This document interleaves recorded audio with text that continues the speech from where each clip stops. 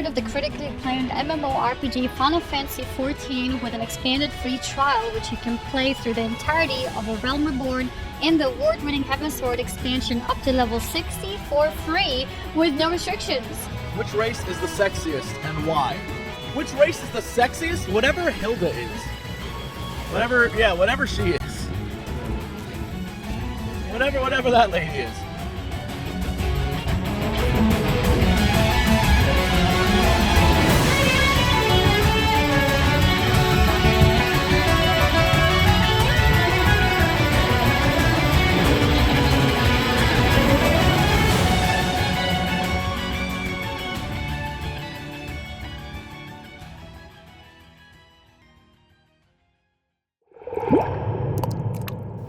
Welcome everybody to MogTalk episode 235. If you guys are unfamiliar with MogTalk, it's a show based around the Final Fantasy XIV community discussing everything from Savage Raiding to Chocobo Racing.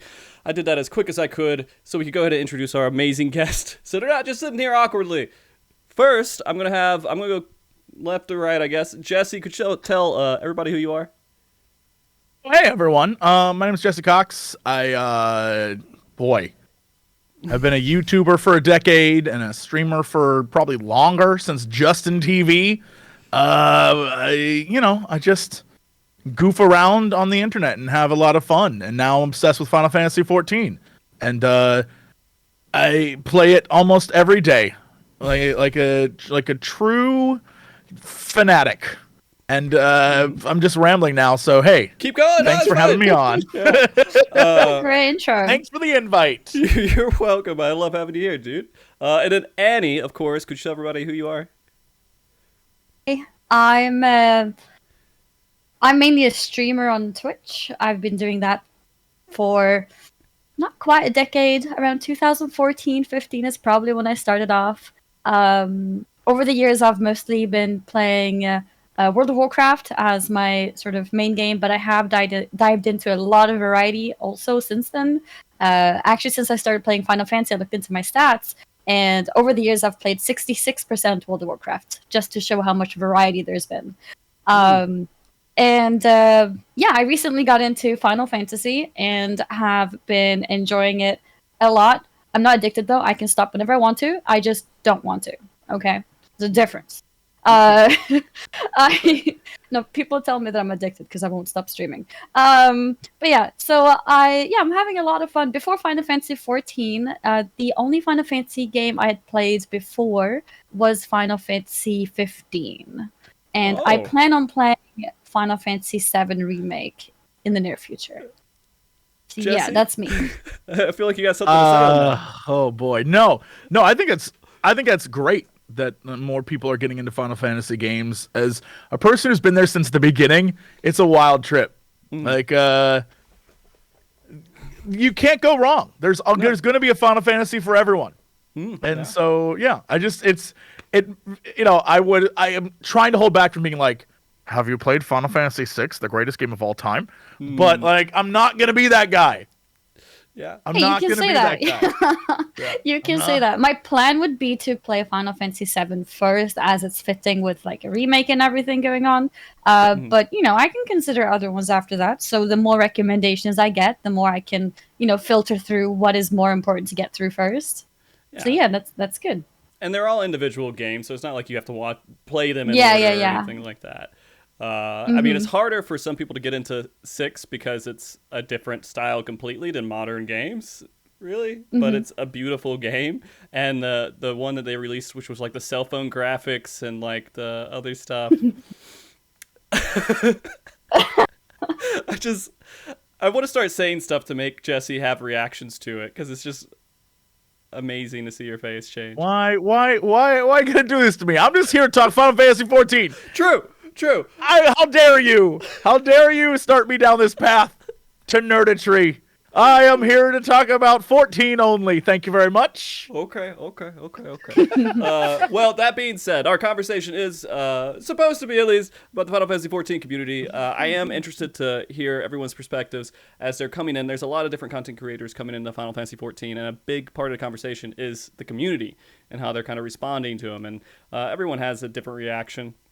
I had the classic, 5 years ago, come in during a Realm Reborn experience with the community, and I wasn't even doing the show, of course, before then. So I had like my own little personal experience.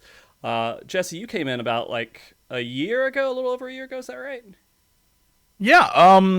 It was during the lull, and so I think you're gonna hear a lot of this today. Okay. Like I was a big WoW guy. I played since the beginning. I played like Blizzard games for 20 some years, and so it was a big part of my life. I think it'd be safe to say that 66% of my life have been Blizzard games, right? Like I've definitely nice reference. yeah, thank you. I've definitely put a lot of time into their IP. And so when it wasn't Final Fantasy games, which I would, 90% of my console time is that, or like Dynasty Warriors, which look, I have weird taste, y'all. I got weird video game tastes. But I would I would play through all the different games. So when WoW came out, I was super hype on that. But before WoW existed, the very first MMORPG I ever spent time with was Final Fantasy XI. And that's because I'm a big Final Fantasy nerd. And so I played through that. I loved it to a degree. I thought the story was great. I thought the gameplay was garbo. But that's also because I enjoyed it. I mean, MMOs were different back then. Here's all I'll say about it. I heard on the grapevine, because then I guess the internet was like a different sphere, that Dragoon was like the job to play. They had something called Pentathrust, I think it was called. And that thing was so broken. I was like, all right, when that thing comes out in America, I'm going to be a Dragoon. I'm going to get up to Pentathrust. I'm going to murder everyone. And 3 days before I hit max level, they nerfed it. And I was like, oh no. And because leveling, in my opinion, in my opinion, leveling in Final Fantasy XI was a giant pain in the ass, especially like from level 14 plus. I still remember that beach with those damn crabs, and I never want to think about that again. But like, I was stuck as a Dragoon. No one wanted a Dragoon, and so it was like a pretty, at least for me, like kind of lame like gameplay experience, but story-wise, I loved every moment of it. I was obsessed with it. And then WoW came out, and it was like, oh, I don't need to like group with people, and I can just solo things, and I can have my own adventure and go on explore and like meet people on weird. At the time when it landed, WoW destroyed every other MMO. It was like the perfect game for the moment. And I played that ever since. There were a few times I took off where I was like, I can't, this is a lot of grinding, or like I'm not like a big grinder, although here I am in Final Fantasy 14. Like if I get every job to 80, I wonder what that, but like, I've taken some time off, and I'm going to do that. Okay. I was about to say a thing, and I realized it'd be spoils for you, so I'm going to just like... It's just so... Yeah, let's go ahead and mention this real quick. Annie, could you refresh... We talked about it before the show, but could you tell chat kind of where you are so we know where the spoiler limit is, and if you guys could smile away anything past this point, it'd be wonderful. Yeah, sure. So I recently finished ARR completely, so went through, over to 2.5 as well, and entered Heaven's Word. And I'm just at the beginning of that. So I've just gotten to the point of having the split MSQ with the two brothers, and just entered the new zones, and that's about it. Yeah. So that's how far I am. So you haven't made it to like, no, I'm not gonna do it. That's my favorite thing to see in chat. That's my favorite thing. Oh, have you made it to so and so yet? Oh, did you experience the blah blah? Yeah. Yeah. No. What is that? Yeah. Well, okay. So now we kind of have that baseline. Chat, do your job with that. I appreciate it. There is so much story in Final Fantasy XIV. I think that's why people really love it. You can almost play this game like a single player RPG if you wanted to.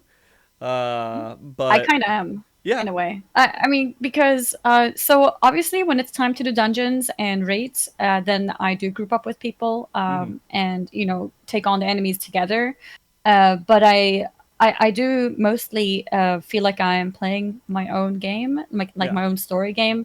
Like I was talking about before, I've played a lot of variety besides World of Warcraft, and playing Final Fantasy has been feeling the way that I felt when I was playing my story games. So when I was playing Final Fantasy 15, when I was playing Witcher, when I was playing through any other game, really, any franchise, my experience has been like that, where I am playing through a story and I'm having, chat with me, experiencing together with me. Some of them wanting to, see reactions to certain parts of the story. Same thing in Witcher, same thing in any game that has an interesting story. People want to see those moments, and some people in the channel are there just like me, new to the story, and are experiencing it with me as well. And I definitely see that sort of RPG story solo gameplay has been working in Final Fantasy. But then, of course, there's the MMO and multiplayer social things too going on as well. So that is something that's pretty interesting to talk about. And Jesse had the whole experience himself, going through the entire story and doing that with chat too. I'm assuming you had lots of reactions with chat and everything else while going through the story. How was that experience for you, going through the entire Final Fantasy XIV story without spoiling things, of course, for other guests here? My favorite part was... Yeah, so, I didn't experience all of it with chat because my Final Fantasy XIV, my story is that years ago when A Realm Reborn first came out, and I was kind of like just still in the WoW world, like most people, a new MMO, I'll check this out. Plus, I love Final Fantasy, so I was like, I'll give it a shot. I got to level 40 and was like, boy, this sucks. And I was like, I don't know that I like this. And so I just went back to WoW, and for years continued playing WoW. And it wasn't until last August that, in the height of a global pandemic, I was bored out of my mind and was like not really feeling anything in WoW. Nothing was coming out for a while. And a friend was like, hey, I'm playing Final Fantasy XIV. You should really check this out. I think you'll like it. And I was like, all right.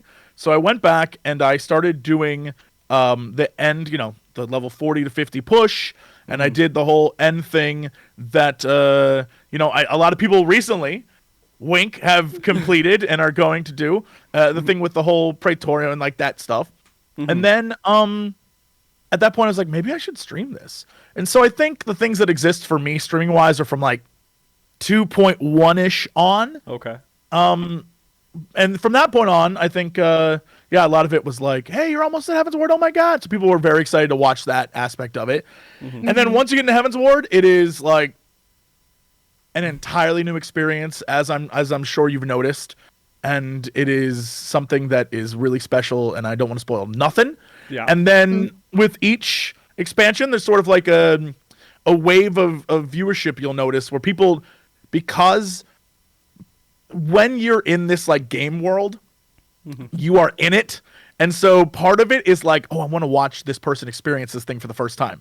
And it's weird now that I'm on that side, because I can come like snoop on your streams and be like, oh, is this 2.55? Oh, and just like sit in the background and watch it happen and get to experience that moment with everyone else for the first time. And it's fascinating to do. And then you can see the wave because everyone kind of knows where key things are. And so when you're about to hit a big moment, you'll suddenly see like a ton of viewers show up and you're like, why are you all here? And they're like, smile. And you're like, oh, here we go. And then, and it lasts all the way through. And then you'll hit Shadowbringers and, you'll cry a bunch at the end. Yeah. That's pretty much it. Yeah, that's the story of Final Fantasy XIV. Yeah, let's have more smiles. More smiles. More smiles. The Final Fantasy XIV story has been absolutely fantastic overall, and I think it's been really cool when going through it when an expansion is released. If you have Twitter up, everybody's reacting on Twitter as they're going through it, and it's really cool to just see those reactions throughout the community. That's why Endwalker is going to be so crazy because of how large. Like Endwalker is going to be probably the biggest expansion Final Fantasy XIV has ever had.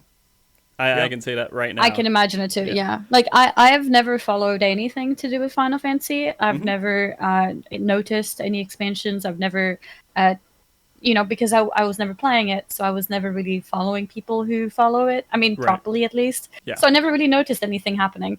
And I think a lot of people are in the same boat as me. And I think we can see that with all of the hype and all the talk going around everywhere about Final Fantasy versus World of Warcraft.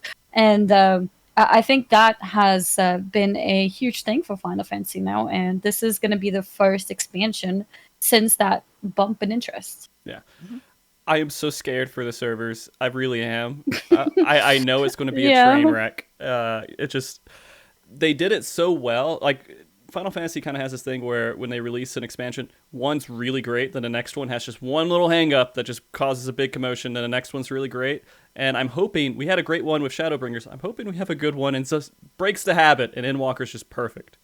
And they like spend millions of dollars on extra server space and everything else. But we'll see. We've never had this level of attention. Well. Yeah. I mean, to be honest with you, just within the Twitch community for Final Fantasy XIV, you guys probably have noticed it's not really a big community, right? It's not huge. You don't have like really like over 10,000 people watching a channel. It's a small, now we do, but before that wasn't really something that we had. Our comfy streamers were around a few hundred. And that's pretty good for a lot of people who are just doing it as a profession where they're streaming. They could do pretty well with just that kind of audience. And now a few hundred viewers is definitely enough to have like a nice community. You can make a living out of that as well. Yeah. But I do remember when I first streamed Final Fantasy, and I noticed that a lot of people were interested in my channel. So I was checking out the category, and I was like, is there no big streamers here? Because I'm used to, like, whenever I play a game that is well received, there's already a lot of streamers there, like with like tens of thousands of viewers. And in this category, I didn't see many. And that's when I wrote my tweet out, and that's when I found Jesse, actually. Oh. Because I was looking to find more Final Fantasy streamers, and in the time windows that I was streaming, I didn't really see anyone above maybe 200 viewers. So I was wondering, like, so are there any big established streamers in this category, or is this it? And that's how I started finding that there are some streamers, but not that many. And I find that really interesting too. I wonder why, considering how many people play the game, how come it's never really taken off in Twitch? I think now at least there's some hype, which has brought many streamers in. It doesn't mean that everyone is going to stay, but it's still interesting to see a little bit of a bump in the category to give the attention to the game that it does deserve, because there's a lot of people who love the game very clearly. So it's nice to see. Yeah, I think streaming MMOs is difficult in general, but it is. I think Final Fantasy just never had that real big hit where like a whole bunch of people. Because I think during some expansion launches, we will have like a little bump every once in a while, and then that everybody goes on to something else afterwards, and we're just kind of left with the people who just that's all they do. And Jesse is one of the first, I would say, bigger streamers that has come in and stayed for a while, and has been streaming it for a good bit. There's a few others out there. I'm trying to remember them off the top of my head, but I'm not doing a great job of it. But it's a weird experience to. You're both totally correct that the coming. I feel it's weird. I don't know how to describe this. There's obviously a lot of huge YouTube presence in the Final Fantasy XIV world. I have heard that too. There's a lot of that, and there's many great YouTubers who do a lot of videos, and then they also stream. But coming into this space and having no clue what I'm doing, and personally being like, boy, I'm a terrible representative for this game, and being like the first person you saw when you went to the page for a while was really jarring, because it was I don't understand why this game doesn't have a bigger following. And now that I see... You just described my feeling. Yeah, it's a weird thing to be why am I number one in a thing that I don't... There was someone asked me a while ago, they were like, hey, the Final Fantasy XIV Fan Fest is doing this thing with community members. Are you going to be part of it? And I was like, why would they invite me? I do not deserve to be a part of that. There's so many other more deserving people. I was a part of that. Nothing to the table. Yeah. I was like, there's so many amazing people who deserve to be a part of that, and it ain't me. But that's the vibe I had, where it was I felt like I came into a little club, and then suddenly I was like, I'm going to be the leader of the club, which is not cool. Which is not cool at all. And so I just was like, you know what? I'm going to try my hardest to go raid streamers who are doing putting in the hours and all the Final Fantasy stuff, just so I can worm my way into the community a little bit better, so I felt better about the situation. But now that I see, That's this exactly way, what I'm doing too. I keep yes, rating Final Fantasy streamers. because you feel like I don't deserve any of. Like, you have like a little like I don't think I deserve any of this, but like maybe I'll give back a little, like that kind of vibe. But now that I see, as bigger and bigger streamers start to come into this space, that it's starting to blow up just altogether across the board. I even had a conversation the other day with the guy at YouTube proper, and he's like, "What's going on Final Fantasy 14?" I was like, "My dude, have you heard?" I give him the whole like the whole spiel. Yeah. But it's phenomenal. I know a lot of people are like upset because they're like, "Oh, all these huge names are coming in now," and it's like I'm worried for the community. Like it's not bad. It's not bad. Oh. If people leave, imagine like 2% of the new audience stays. Yeah. That's great for the community. That's so good. That's amazing. So I'm really excited to see there's more eyeballs on this space, and it's across the board great. It's great. I see this as a win. Yeah, I mean, so far there just Absolutely. hasn't been like a ton of eyeballs on the stream, or not the stream, but I mean like the channel, the Category. the category, and so that's just it. It just never had that extra attention for Twitch. Twitch never really got grown up or whatever it does for this category. And so if people wanted to watch MMO stuff, they usually watch WoW stuff because they think MMO, they think WoW, they think Twitch, and that kind of works out. All the other MMOs exist there, but if you're thinking of watching someone who's just already developed and they have really good streamers who have their own things, and we do have that, by the way. There are fantastic streamers in the Final Fantasy XIV community, and I don't want to say 50 names because I'm going to forget 10 more, and then those 10 people will feel bad, and I don't want to do that. Chat's done a really good job about that, but I mean, I've had him on the show. I've talked to him. I've had over 200 people on this show. And so I've had a lot of conversations, and I love the Final Fantasy XIV community. Toot my own horn here. Absolutely. I think another thing that has worked well for WoW, or rather one of the other reasons why WoW has done well on Twitch, is that a lot of personality streamers have been playing WoW. So obviously in the recent years, it's mainly Asmongold. But even in the past, we've had people like Mitch Jones. We've had people like Erectful. We've had people like many very popular personality streamers, amazing entertainers who have also excelled and played a lot of World of Warcraft, which has brought eyeballs into the category, even if people weren't necessarily playing the game even. And we see that with Asmongold too. He has a lot of viewers who don't even play the game. They just tune in to, watch him talk about whatever. And I think one of the reasons why Final Fantasy in the same way has kind of not been seen is because there just hasn't been those personality streamers, no big personality streamers who have brought a lot of eyeballs in. And I think now that we have a lot of people coming in, I think that's a great beginning to something like that. And if there's any streamers in the Final Fantasy category right now who feel like if you feel like I'm getting less viewers right now because of all these big people coming in, don't worry. Most of these people won't stay. And what these people are doing for you is that they're growing your category. Me, myself, I've been a streamer for a really long time. Whenever there was a new expansion or new anything, my numbers would go down because I was not the top streamers. So whenever all these other people would come in just to play new expansions, my numbers would be bad. But then a few weeks into it, those people leave, and then my numbers, go back to normal or have like a natural growth after that. So if anyone thinks it's bad that these streamers are coming in, I'm telling you from my own experience of being, hidden, down below, scrolling down, that it's good in the long run. Yeah, I will go ahead and mention that I think almost everyone, except for a very small percentage, are extremely excited to see everybody coming over to Final Fantasy XIV. Yeah. People have been very positive. I was just talking about, in case there's any streamers who feel unmotivated or maybe demoralized because their viewers have plummeted or whatever, it's a temporary thing. In the long run, it's good for you as well.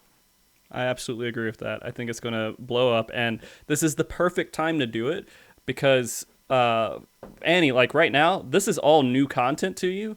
Everyone who's been playing Final Fantasy XIV, kind of stopped having new content just a little while ago. And so we're at this lull where like bringing in new people still brings excitement to Final Fantasy XIV at a time there shouldn't be excitement for the game. And so it's amazing because it's building this category, it's building this, like adding more to this community right before one of the biggest launches they'll ever have, or maybe they'll have a bigger launch later on. But I think that this is going to be pretty big with Endwalker. The cool thing about this is that the people coming in are enjoying the game. It's not like they're coming in and just playing it because they're like, oh, I'm going to play it. I mean, some people maybe come in, oh, everybody's playing it, I'll play it now, right? But they're coming in and they're like having a good experience. And everyone's just like, oh my God, they like the game like I like the game. I love this person. And that's the response I think most of the community has at the moment. I don't know if you guys would agree with that, but... Yeah, no, for sure. Yeah. And Jesse... when did you complete like the full storyline and everything and get caught up with the rest of the community? When was that? I had a hell of a year. So I completed the 5.0 was beat New Year's Eve at like maybe midnight. It was the perfect ending to 2020. It was what a great moment. Yeah, I was stuck. What was I gonna do for New Year's Eve? I was stuck at home. So that's what I did, and then I got stuck doing a lot of like the extra stuff. And so let me just say I may have convinced myself like, oh, for one particular scene I would just like to have a warrior leveled, or for one particular, you know what, for this quest line I need to be a scholar and dress up like a little detective is what my guy needs to look like.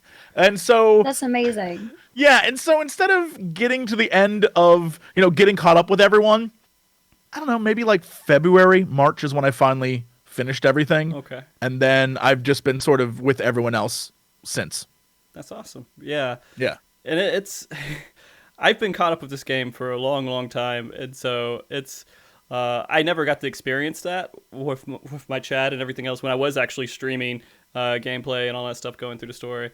And so I'm glad that's working out for most of the people coming in. I don't think anyone's had really a bad experience. And I think most streamers are coming in, hey, don't spoil things for me. I can't remember seeing anyone, but I'm sure there's a few people who are like, I don't care, I skip all the cutscenes and everything, and they're just blasting through the game, which sucks because that's like the strength of the MMO, but they do whatever they enjoy. That's on them too. Yeah, I think some people are skipping, going through the quest lines, but then watching the cutscenes, kind of. So like doing a little of a mixture of both, so they still see the main point of the storylines, but then skip the quests themselves. I think for some people it's just difficult, like attention span wise, to like sit and read everything. So that's how people deal with that instead, which is fine. Especially when you're looking at words, you're like, how do I even pronounce this? Right? Oh, and you're God. like it's stuck. So many words. Yeah. It's and crazy. Names, yeah, the names, especially in that one town that no one can pronounce, right? The Lenocia. Oh, you mean Lisa Lamaza? Yeah, Lisa Bonaluzzi. Yeah, that one. Yeah. Ligma lasagna. Yeah, something like that. Yeah, that's it. This morning, I watched another person finish 2.55, and he was very excited because he's like, oh, I saw the trailer for Heaven's Ward. I can't wait to. And he could not pronounce Estinian's name. So he kept saying names, and I was like, that's a good one. Estinian is very hard. That took me a while, too. That was like, what is this guy's name? Who is this guy? Yeah. Hey, man. That's me. I have a horrible time pronouncing stuff. And it sucks because I do a podcast on Final Fantasy XIV. And so I'll start talking about a topic and I'll say something and you're like, what the hell did he just say? And it happens almost every show. I feel so bad. Thank God for voice acting. When it finally kicks in, you're like, oh, that's how you're supposed to say it. Okay. Yeah. But then I forget it again a few quests later. It's awful. I keep forgetting how to say Urianger, for example. Urianger. I don't know. Yeah, something like that. Uber danger, apparently. Yeah, Uber danger.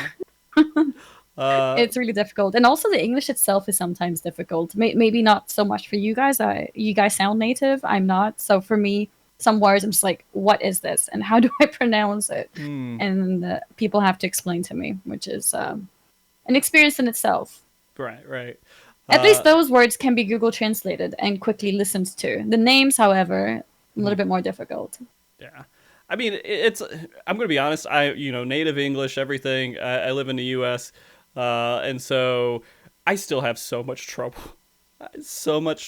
With like so many words, because the person who does all the translations for the English side of it is like an English god, and he just likes having fun. He just likes having fun with it. Yeah.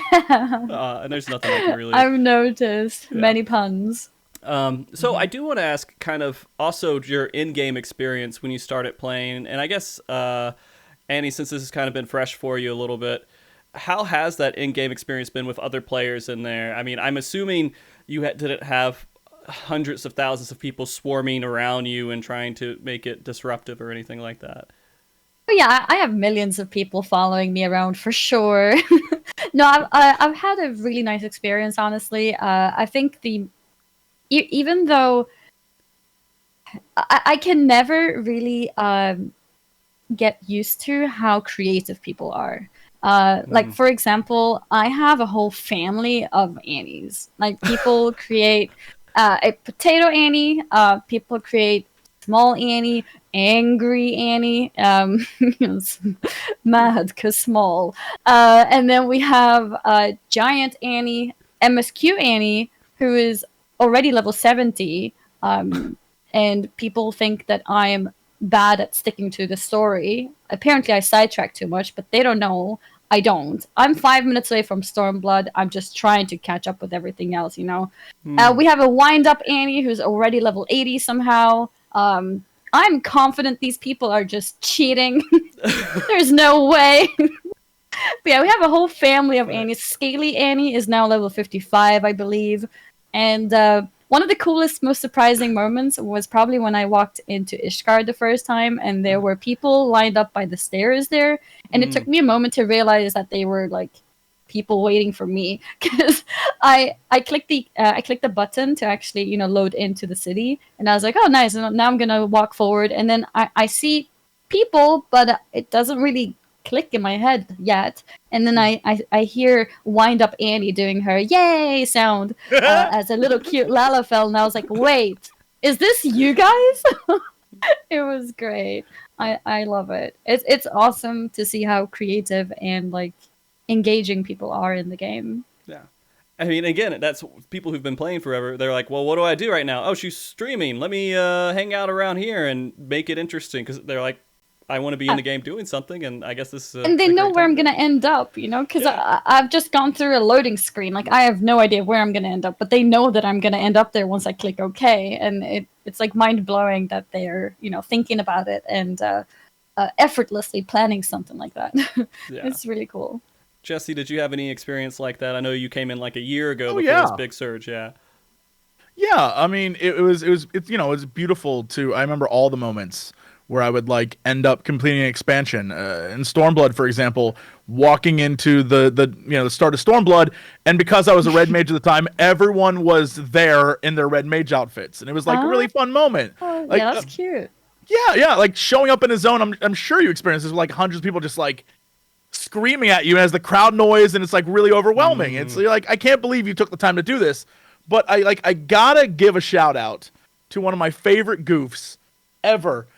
So one of the viewers I don't remember when this started. It might have been Heavensward, but it definitely lasted through Stormblood and past that. But yes, Katsumi would dress up as an Imperial officer and hide in different locations. Like a cat girl would dress up like an Imperial and hide in different locations. And I would, by exploring or whatever, randomly stumble upon her.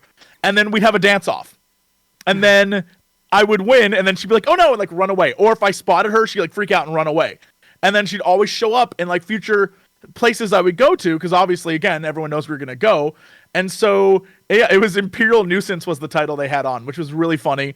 And we went around, and eventually, story things happened, and the character continued on. And like we had like a whole micro adventure inside of my gameplay experience that was like really silly and really fun and totally unexpected. And I actually looked forward to it every time I played because I was like, oh my God, I can't believe you were hiding there the entire time. Like that kind of thing.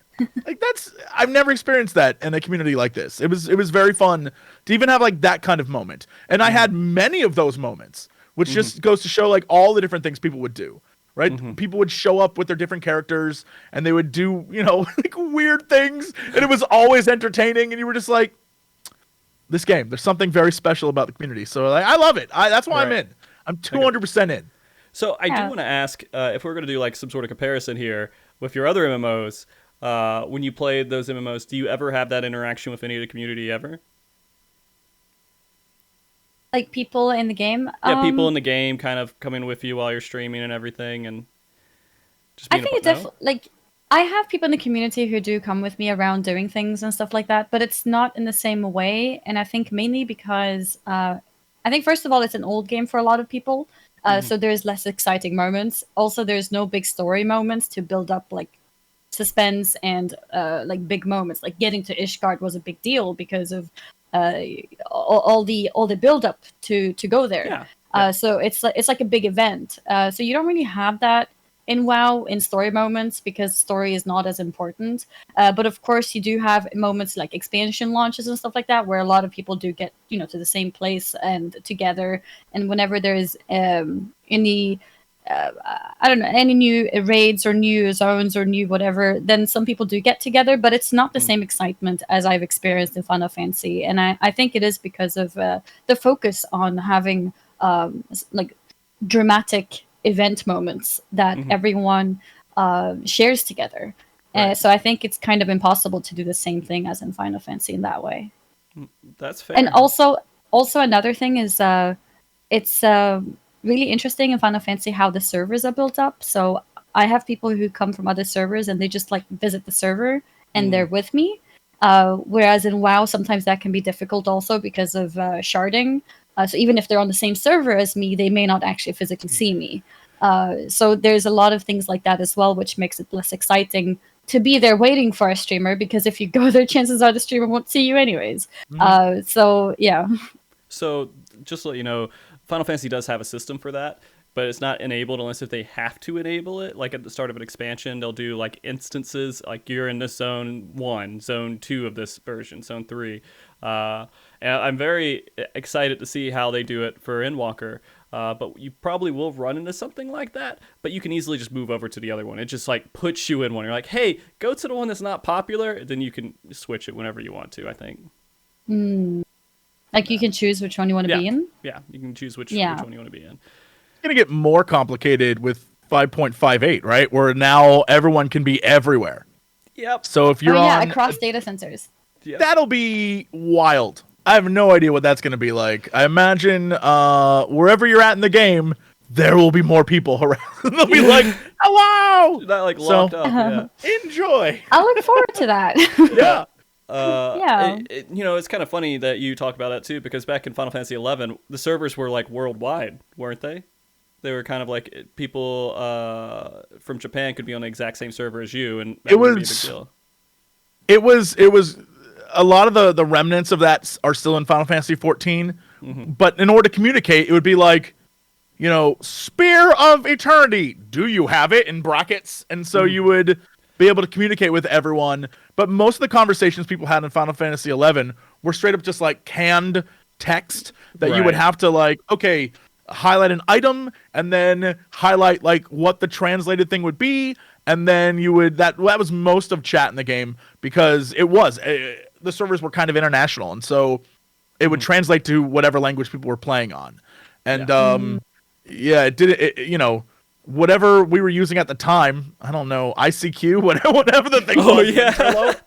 Yeah, whatever we were using at the time, that's how we mostly talked. But it was you stuck like to kind of your link shell at the time, and that's how you played. And so the community wasn't like crazy big, in a way that was like, oh yeah, you could travel around, you could like see different people, and there wasn't any of that. Right. It was a lot of like, okay, what do we need? All right, Jesse, I'm gonna need you to go level a black mage I'm like, I don't want to level up Black Mage. Well, you're not going to get in the raid. And we got to go take down that UFO thing. Shout out to the UFO thing. Yeah. Whatever that hell that thing was, I hated it. To this day, it still sticks in my brain. Yeah. The UFO jellyfish boss. That guy sucked. Anyway, Final Fantasy XI. Yeah, Final Fantasy XI, my experience was I tried to play it and I leveled up a little bit, but I would just keep hitting that space bar and nothing happened. And I was just like, I don't know. If I can't jump in this game, I don't know how to even move anymore. Like, I have to be able to jump back and forth, right? A jump ability?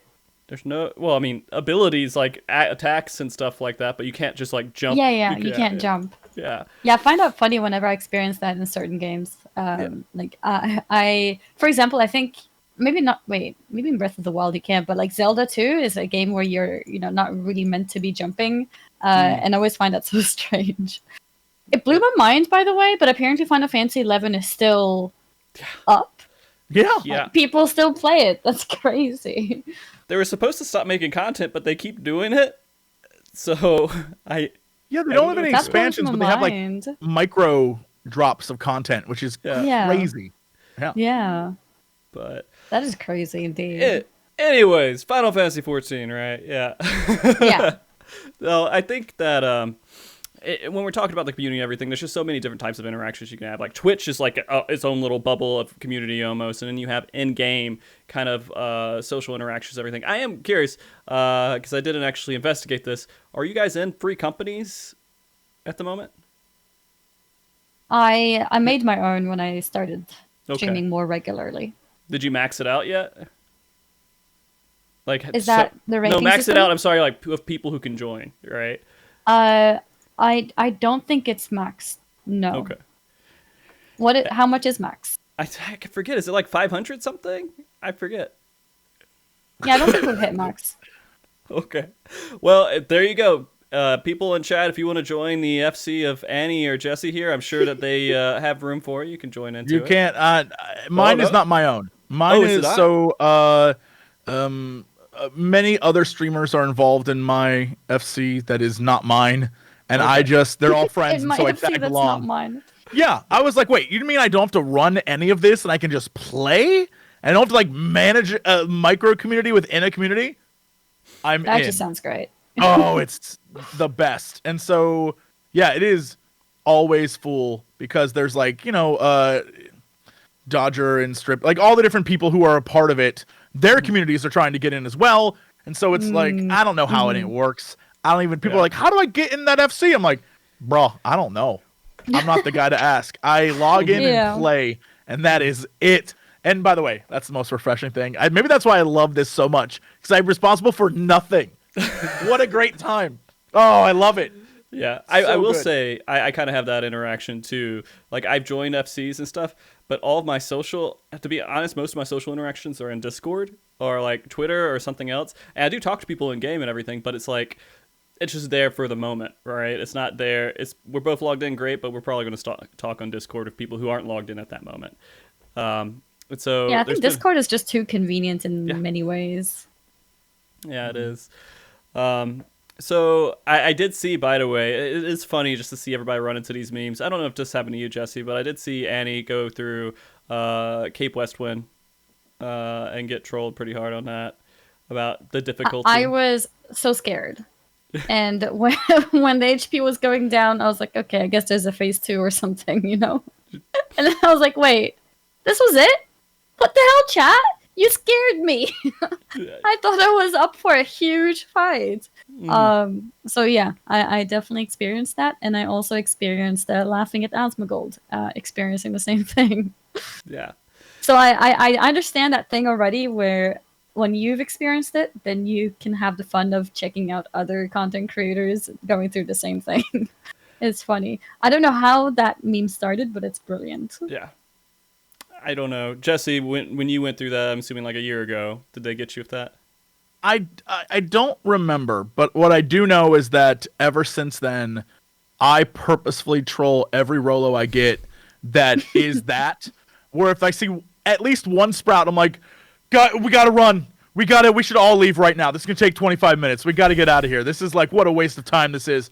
And everyone in the group is like, oh no, oh. And then the little sprout is like, "What is this?" And we're like, "Great, Yep. every time, hilarious." It's perfect. And it's I don't know. It's I don't know how incredible that a works. community has that.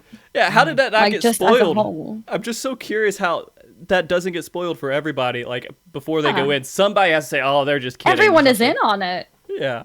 And like, no one's confused either. Like, no one's like, huh? What are you guys talking about? It's easy. Like, everyone is in on it. Like, dead serious. I am curious though. I am really curious about venturing into like some of the more difficult content. Recently, you did T9, Annie. What were your feelings about actually doing like one of those raids? Did you do it like regular eye level and everything, or how'd you do it? I decided that I wanted to do it on min eye level. Okay. So minimum eye level, but still keep echo on. So just like a sort of middle ground thing. Okay, fair, fair. And it was enough to experience all the mechanics in the game, in the fight, and also having to not just experience, but actually do them, pretty accurately as well. Most things killed if you did it wrong. Right. And I had a lot of fun, honestly. Obviously, many mechanics are reminding of mechanics I've seen in WoW, right? Like there's movement things, debuffs to keep track of, clearing a debuff, stack and spread and things like that. But it was still a really cool experience just to see how it's played out, like in Final Fantasy, experiencing a raid in Final Fantasy itself, and having, I think, the platform with like meteors dropping down, like the whole thing was built up like in a really cool way, and then suddenly scene change into the next phase where the ground changes and the whole area, it becomes like darker, and then you have these dragons that spawn on the side, and I think it was a really cool experience, and I think it became extra fun to make it a little bit challenging, because then you're stuck there for a little bit longer. Then you have to learn the small bits and pieces of everything to just make sense of it and find solutions for things. Yeah, T9 holds a special place in my heart, because that's when I first started really getting into raiding with Final Fantasy 14, and I would just like put up Party Finder. I'm like, does anyone want to try T9? Just join my group, I'll tell you how to do it. And like I would just bring in people and try to teach them the fight, because I just wanted to do it over and over again. But like I was that's obsessed. Awesome. Yeah, that's cool. I loved that fight so much. That's nice of you, making Jesse, groups for people. Yeah, it's a little bit complicated sometimes to do all that stuff and then manage people. Who wants to do any of that stuff, man? But Jesse, what was your experience? You did T9, right? Yes. Yeah. I don't remember if we beat it or I was like, nah, no min item level on this. It was long ago enough now that I think I put that behind me. But it was the first time I realized, like, oh, stuff in this can be hard. Because I think up to that point, I had pretty much breezed through everything that the game threw at me. And I was like, oh, this seems pretty easy. Maybe it's just because it's all old content. Even doing the raids, the actual like 24-man raid content, we breezed through it. And I was like, oh, that wasn't really that hard. And so we got there and I was like, oh, this is a challenge. This is probably what it was like when it was a new game at the time. And so you can feel the challenge there. And so now going through the newer content and without spoils and seeing the difficulty level there is fascinating and also super fun. And I've done a few of the Savage ones now, some of the newer Savage things.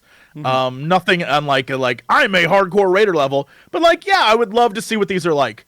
And some of them are brilliant. Like the way the raids are designed now, the way that they've really made the trials sort of stand out. You can see that they've honed their craft over, because like going back to Coils, you're like, wow, it's a great example is going from current WoW rating back to Molten Core. It was a perfect example. You're like, they figured out what they're doing. Like, I get it now. It's a perfect analog for it.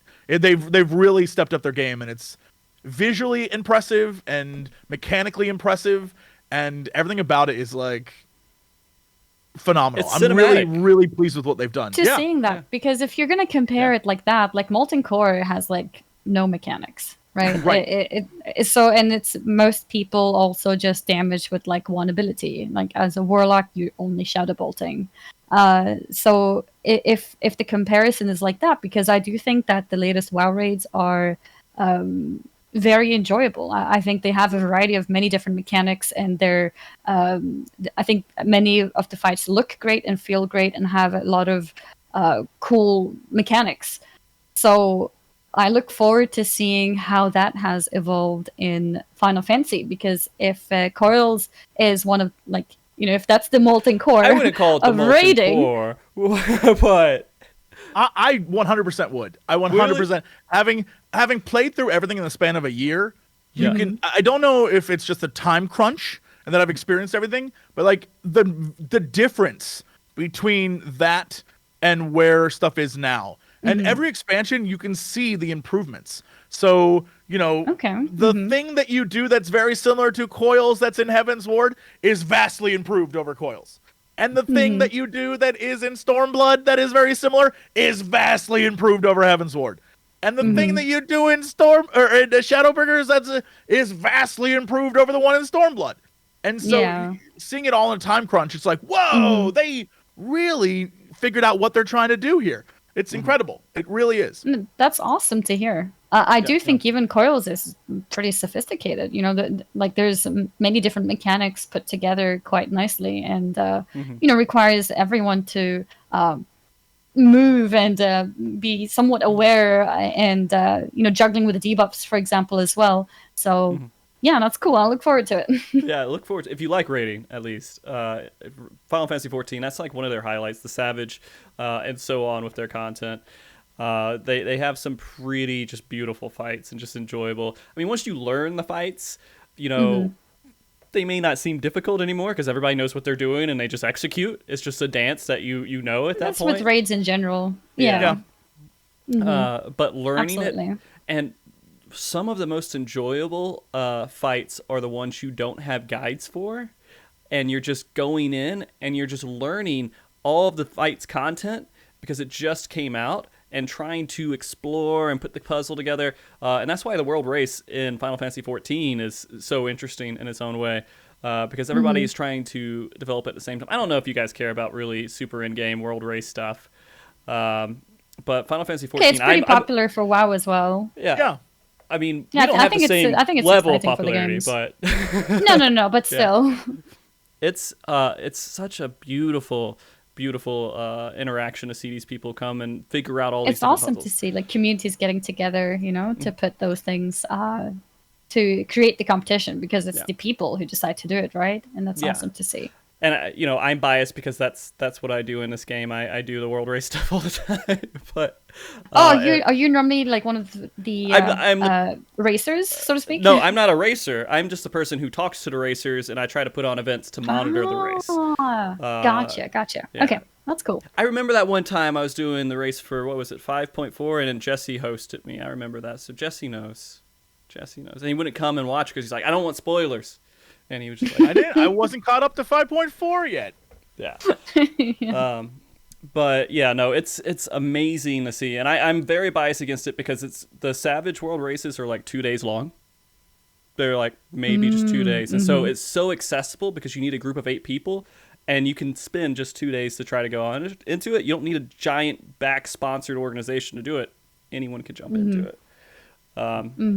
But anyways. I think that's also a big plus to have smaller groups. It makes it more accessible for people. It's difficult to get, like, I mean, sure, it's a little bit less than it used to be. It used to be 25. That was the serious thing. Now it's 20.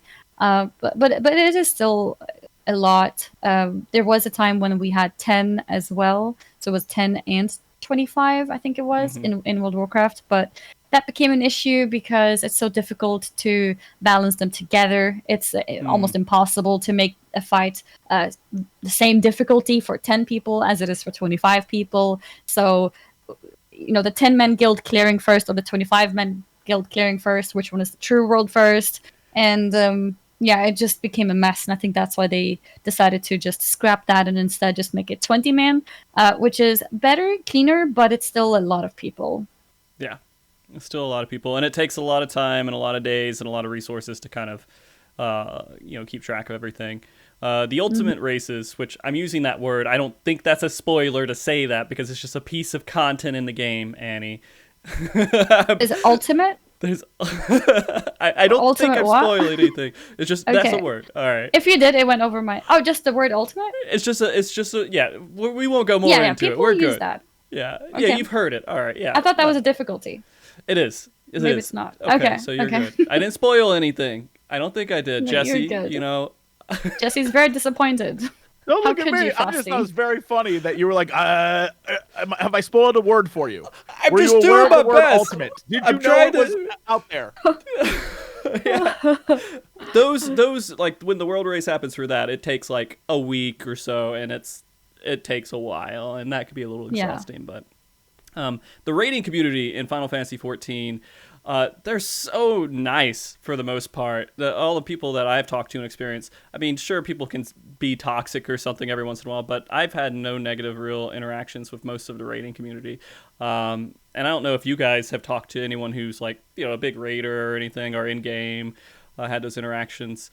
But maybe you have in WoW.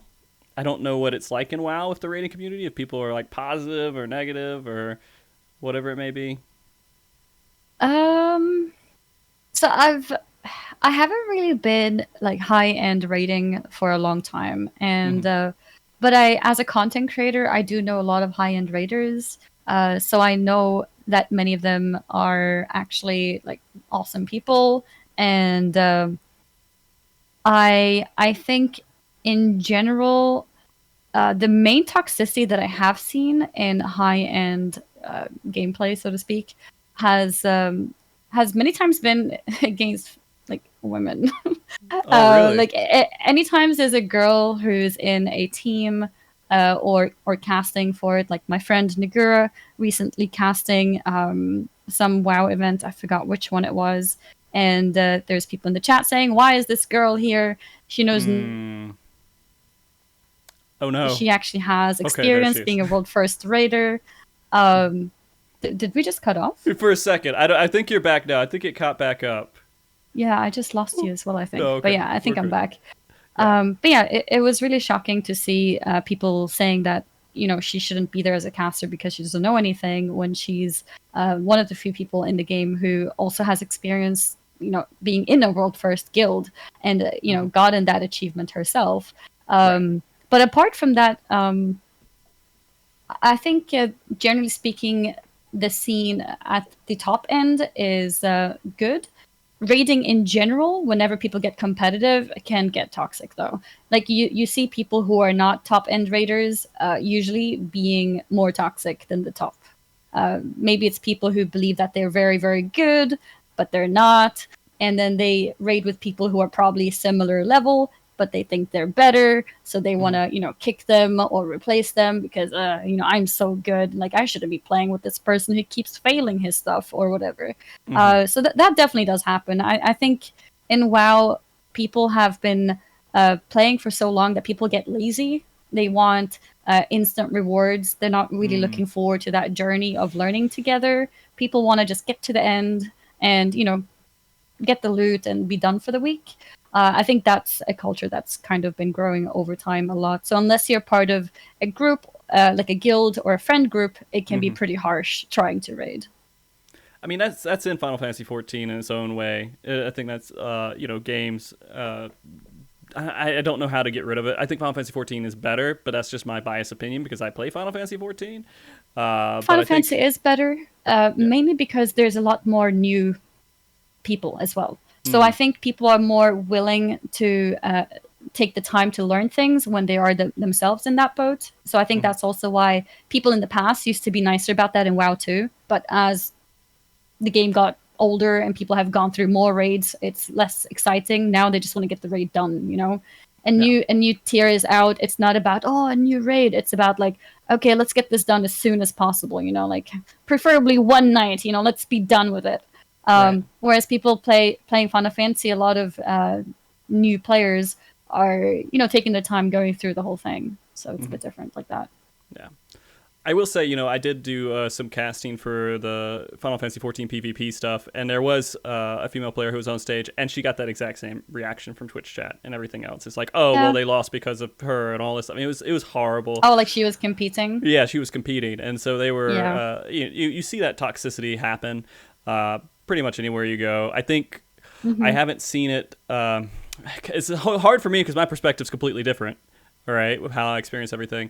But I think Final Fantasy XIV overall, like in the game and with the communities and everything else, is pretty cool. And are better than other communities, just better. My community is better than yours. Now, I talk about this a lot because people like to compare, right? And, talk about which one is the better one. And I think there's bad people everywhere. Right? Like whichever game you talk about. And the more competitive a game is, or the more competitive aspect of a game that you play, the more toxic people will be. If you're trying to, like the most toxic responses that I have gotten playing World of Warcraft was when I started actually trying to get high rating in PvP. Before that, I had barely ever experienced anything negative. People were just like fine with me, like whatever. I was never really a world first raider, so I guess nobody had a reason to hate me. But then when I started getting certain achievements in PvP, then maybe some egos were hurt. I don't know. That's when I started experiencing people being angry. And people still come to my channel, like even like now, like any day, random days to just tell me like, oh, like you're boosted in PvP, things like that. People just tend to be very toxic whenever there's a competitive bubble that they feel like you're not supposed to be there. Because you're not good. It's like a little bit of gatekeeping. And I think those people exist in every game, but I think that because Final Fantasy, like I said, is newer, there's more hoops to get past to reach that elite group. I think that's what it is. I think anyone who tries to be there at the very top will probably experience some kind of elitism from people. It's a human thing. It's not a game thing. But it is less likely to see it when you do experience a game for the first time with more people who are also experiencing it for the first time. Well, one thing to mention is Final Fantasy XIV PvP has not really grown to its full potential at any point yet. So, I mean, at some point, maybe it will. And then we'll start seeing it being a lot worse and everything else. But I believe in it. To get off of that, though, I am curious about positive things and interactions you guys have had with Final Fantasy XIV. And I do want to talk about maybe something that has surprised you about the Final Fantasy XIV community that you weren't really expecting to happen. We talked about a couple of different moments, but is there anything else outside those that are like, I can't believe this has happened in the Final Fantasy XIV community? I'll jump in. I think that the biggest thing that I've noticed when it comes to the positivity in the Final Fantasy XIV community, which, by the way, shameless plug for one of those terrible WoW versus Final Fantasy videos. I know a guy who made one, and I like to think it's very good. But there's one of the things I noticed. Watched that. Thank you. Boy, thank God someone did. But like I like one of the things I noticed right away is the way new players are treated and the way that the community reacts to new people and the way they deal with new people is very different than say WoW, which is where I came from. And the idea is like, I think I've been thinking about this for a while. I think it has to do with Rolos and the idea of in Final Fantasy XIV, you are given older content to do that gives you current rewards. And so you're constantly going back through older things, which means you meet and are forced to play with newer players over and over and over and over again. And so it gets you in that mindset of like, oh, chances are, whatever I'm about to do, there may be some people with me that have no clue what they're doing, and I just need to accept that. And I think one of WoW's biggest downsides is that when you get to a certain point, there's no reason for you to do Razor Fen down, or there's like no reason for you to go back and do any of, old Draenor content. There's no reason to do that. And so as people are new, when they catch up to you, they are still brand new, but you're living in this world where everyone knows what they're doing. So when a new person comes along, they walk in like, I don't know what I'm doing. And you're like, get out. You suck. And compare in Final Fantasy 14, it's like I have now been forced to play with new players consistently. And I've gone through, MSQ roulette, and I've gone through the trial roulettes where it's just like, you can see it's their very first time running this trial, and they are just as like wide-eyed as you were when you first got there. And it's like, all right, let's do this thing, let's play. And you suddenly become like a little, I don't know, like a little like big brother or big sister to like all these new players. And you're like, oh, you see them when I first started playing, would walk around town and a random person would come up to me and like give me a piece of gear or something. And I'd be like, what? And now I'm that guy running. I got like 80 things from Bosnia that I don't need. So I just walk around town and be like, here, new player, have a thing. You're like, have a thing. And it's weird to see it come full circle in that sort of mentality of just like, oh yeah, I mean, you're new, welcome to the community. And I 100% promise that I didn't do that for WoW, and I know most of the people I play with did not do that for WoW. And I would say in general, most people are not like, hello, new WoW players. In fact, there's now, even though I think the WoW leveling experience is like amazing, I think what they've done with WoW and like being able to get through levels is great. It's also segmented. So new players are like blocked off for a little bit from most people. And so you don't have to interact with new players anymore. And in 14, they're like, yo, new people are gonna be around you all the time, especially right now. And so you get used to it, and it's more welcoming. And I think as a new player, when you come into the community, the reason why so many people are like, this is really welcoming, and I feel like I don't know how to tank, but like I tanked and it was fine, and no one yelled at me. And I think that a lot of people it's more a chill vibe, and I think it makes it more of like a family atmosphere that you can like chill out in, rather than, like Annie was saying, which is like, we are competing for PvP or competing for PvE, or even like in your party competing for who does the most damage or who has the most heals. And it's like a constant thing, and it sometimes is a lot, just like a lot. And so it's nice to walk away from that and be like, is no one monitoring my damage? And I can just like look at this fight for a hot sec. Awesome. It's fun. They're not supposed to be, right? Yeah. You're right. Yeah. It's like more laid back. Yeah. Yes, I don't know how I've heard about some kind of roulettes or whatever that makes you go through old content. Obviously, I'm not there, so I've not experienced that. Spoilers. But I can imagine. What the hell, Jesse? Spoilers. No, I've already heard about it. You can. Technically, I think you can do it right now, but you don't need to. But I think you can. But like you later, like it's beneficial for you as a max level character to do that. So you get all sorts of things. Yeah. That's interesting, because then it means that, like you said, you end up with your inventory with a bunch of what is basically trash, but for other people, useful things. And then it makes you go around and, give it to people, because why not? And in WoW, you can't really do that because you don't end up with anything that's low level. Like you don't even if you'd want to, you don't, unless you want to trade random people gold. You're not going to give anything to anyone because there's nothing to give. And what's funny about that? There aren't trash items in the game, right? There's nothing that you get that is a bad item. There's a use for it somewhere. That is incorrect. Oh, you mean like that? False. Okay, tell me. Belts. Trash. Belts are garbage. True. Anytime a belt shows up, I'm like, you can get seals for now, though. Seal. Oh, she knows. Belts are garbage. She knows about the seals. Look. See? What? I don't even know what a spoiler is anymore. I don't even know what it I have done most things that have been available. So I've unlocked every single class that I have access to. So the only ones I'm missing now is Gunbreaker and Dancer.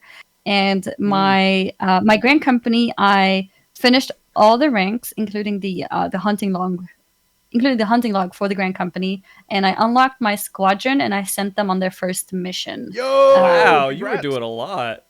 Yeah. So I think that's as far as I got with that. And then I worked on my hunting log on my Arcanist as well, so that's also complete. And just trying to do all the different side things. I made it a thing that I have to complete all blue quests before I go into Heavensward.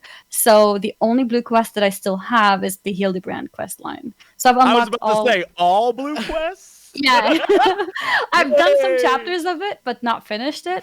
And obviously, like a relic weapon and things like that, I haven't, completely completed that or anything. But I've unlocked the first part. Yeah, so that was like my goal. Any kind of like a random feature that needs unlocking, like I needed to do that before I was happy to get into the Heavensward stuff. I'll let you know. Triple Triad, yeah, collecting all the cards available before Heavensward, except the expensive ones from the Gold Saucer. Like there's one that costs like 1 million MGP. But I am gonna farm some of them because apparently there's a new event starting very, very soon. I believe on Monday, so 2 days. I think called Make It Rain or something, which will make it more worthwhile for me to do that. So yeah. So a question: have you done Chocobo Racing?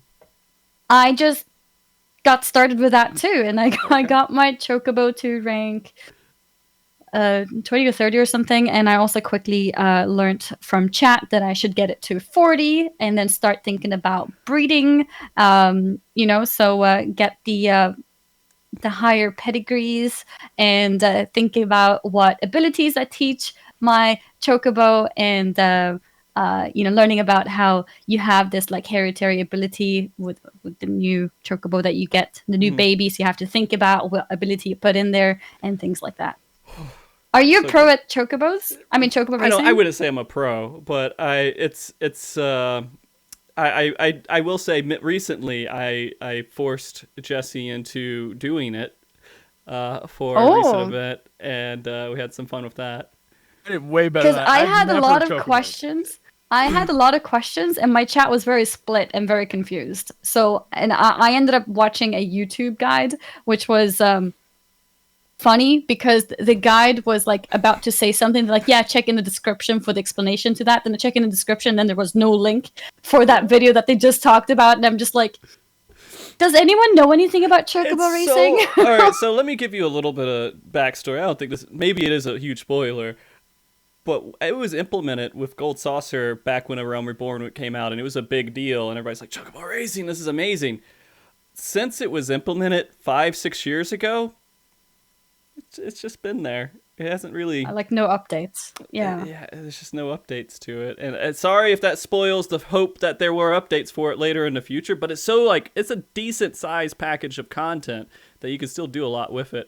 I mean, I'm just getting started with it, so I don't really know like the scale of it. So I haven't reached the point where I'm like, oh, is there more? So that's fine. And one person I talked to, so Yoshida is the person, Yoshipi. He's producer, director of the game. He's done everything. He's an amazing person. I've had the opportunity to interview him a handful of times, and I straight up asked him about it. And I was like, hey, when is this going to get updated? And he said, well, when we could get someone. Apparently one person made the content, and then he went on to the rating team. And it's just been sitting there since, yeah. I see. Yeah. Well, maybe now if we can bump up the interest, maybe it would be possible. The YouTube video was linked to me in the chat, and it literally had like 700 views. I'm just like, is there no other guides? So I just wanted to learn about Chocobo racing, and then somebody linked me a WordPress, and I was like, I can't read this on stream right now, and there's like 10 links, and before you get into the main links, there's like 3 options, like. I just unlocked Chocobo racing, and the next one is like I've done a little bit of ranking up, and then like there's like a more master version of it, and I'm just like, this is way too much information for me to sit and read right now. I just need a video to like nicely go through it, and I couldn't really find one, but we did manage to put some things together, and I learned the things that I just told you about. Yeah. So we won't dive too much into that because I could go into that for years. my just the theoretical debates of what's going on with Chocobo racing and the attention it gets and all that other stuff. I mean, I've talked to like the masters of Chocobo racing and everything else. Like I've been through a lot of that stuff. But besides that, content overall, that's the fun thing about Final Fantasy XIV, right? There's so much to do. There's so many little things to do that's just not raiding. You can easily go out and have fun. There's people who have nightclubs at their house, and you can go and watch them. They're DJing on Twitch, and like they have people just dancing in their I've house. had hot tub streams. There you go. Right? Yeah. Yeah. Yeah, they were great. I also made sure to sign the guest book to make sure that, the owner was okay with us being there. And it was great. And then other people also signed it. And, the owner got lots of hearts. And it's great. Yeah. Yeah. We also apologized for all the cat hair. Since there were a lot of... Yeah. Ugh. But it was great. That's okay. You're only playing like the same race that like 90% of the people who play this game play, so it's fine. So it's understandable. Yeah. I think in one of the houses he even so I had 2 hot tub streams, but in one of them the guy who was presenting himself said that he's a cat boy. So I did say, you're probably used to this, but I still wanted to apologize because might have left some cat hair. Jesse, what's your thoughts? I want to hear your thoughts. On going into other people's houses? Oh, shit, were you shaking your head? Whatever's producing. No, that. I was just thinking about like I love doing that. I love going into random strangers' houses and seeing. Sometimes it's the coolest thing you've ever seen. You're like, wow, this is beautiful what they've done, and you can see as someone who's tried to goof around in my apartment and like build a second floor or mess with the walls. I know all that goes into that and how difficult it actually is to do because it isn't just programmed in. No. And so, like, seeing how it's all done and then seeing what people can actually make versus the garbage I make, I'm like, wow, these people are great. But then sometimes you walk into a house and it's like 8 mannequins and like empty floors and a basement that has like a lock on it. And you're like, what the hell is this hell house? A lock on it too. Nice detail. Yeah. You're like, oh, okay. Oh, and you just like slowly walk back out. You're like, I'll be honest, right, that's my house. I get these extra rewards. No, I'm like, let me throw something on the ground and walk out. Huh? Oh, you didn't warn us of this, Frosty. Yeah, you have the horror house? Great. Yeah, great. It's the worst. But just talking about that, there's a giant community around doing housing stuff. I think that's was the one that I talked to recently was the Home and Garden channel. They call it the Home and Garden something with Final Fantasy 14. I can't remember. Amazing. FFXIV is what it's called. And I've had good discussions with them, and you get a limited amount of items, and you have to somehow make that vision happen with kind of little bits of abuse and how it functions and everything else. And I mean, that is what it is. You could do so many amazing things with it. They don't have items for it, so they put items together to make it happen, and they just create this awesome, beautiful experience. And I'm like, I can't do that, and they get paid commissions to do people's houses. There is some like so cool. Yeah. On Reddit, every once in a while, I see someone post their new house, and it's like that is. It almost looks real what you've, and I don't know how they make that versus what is in the game. I'm like, why is the lighting like that? How did that happen? And they're like, well, if you dim the lighting to 3 and then place your windows in this angle, when the sun, I'm like, all right, sure. You're already way better at this than I will ever be. So I'm just going to let you live in the moment. Yeah. The only downside. Wait, do you place windows? Yeah. Oh, yeah. I just realized my FC house doesn't have any windows. Somebody messed up.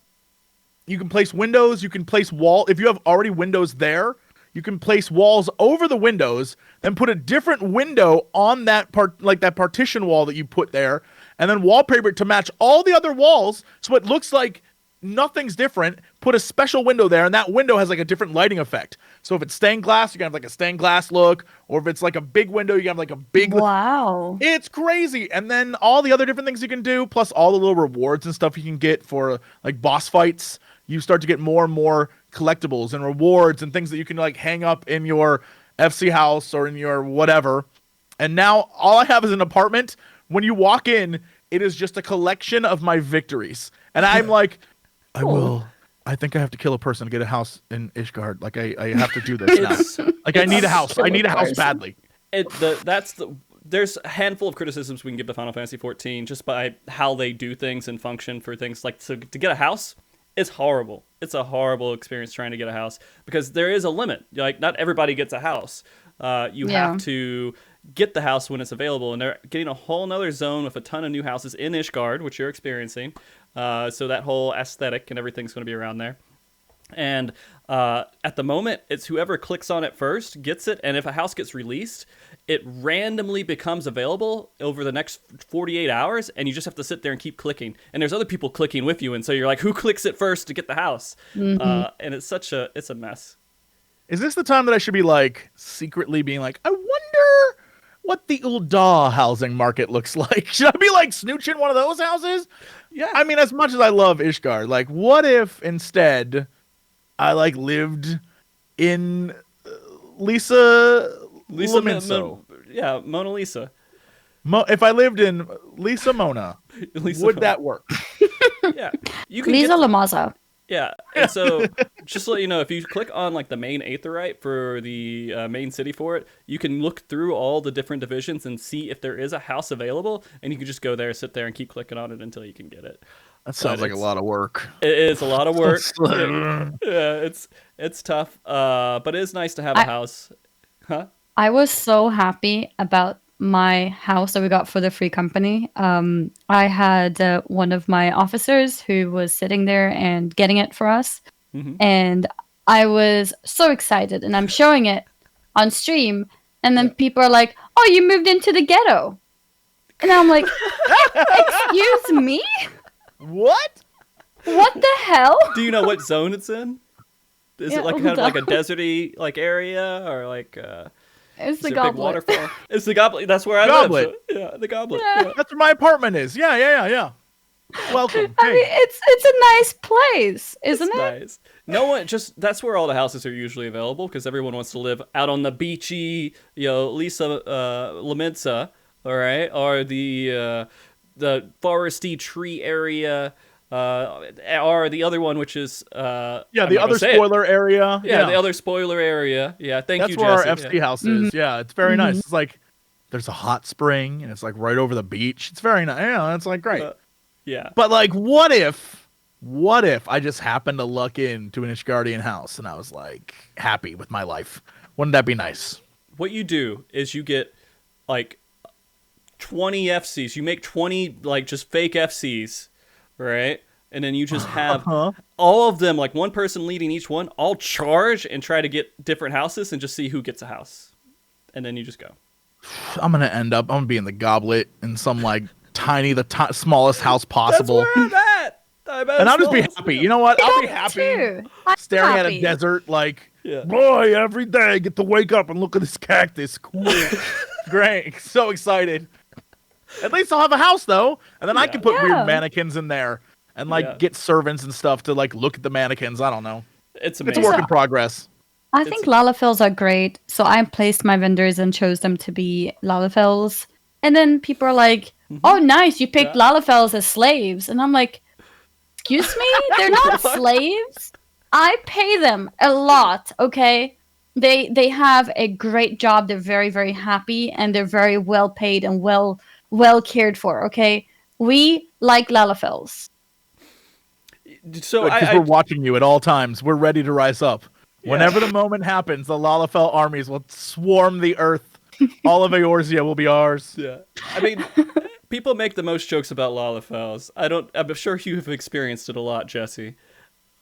But Nope. Nope. Don't worry. Don't worry. Do you play Lalafell? Oh, proudly.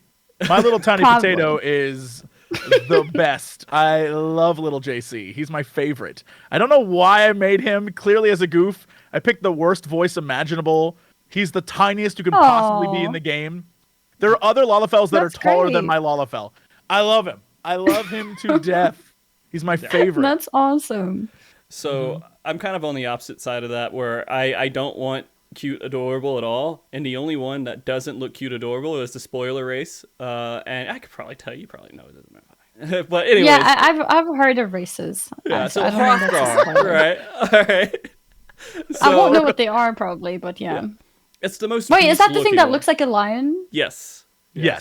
Okay, I was very confused. So when I had my hot tub stream, this thing pops up and it doesn't have a face, and I look at it more carefully, and apparently it's got fur on his body.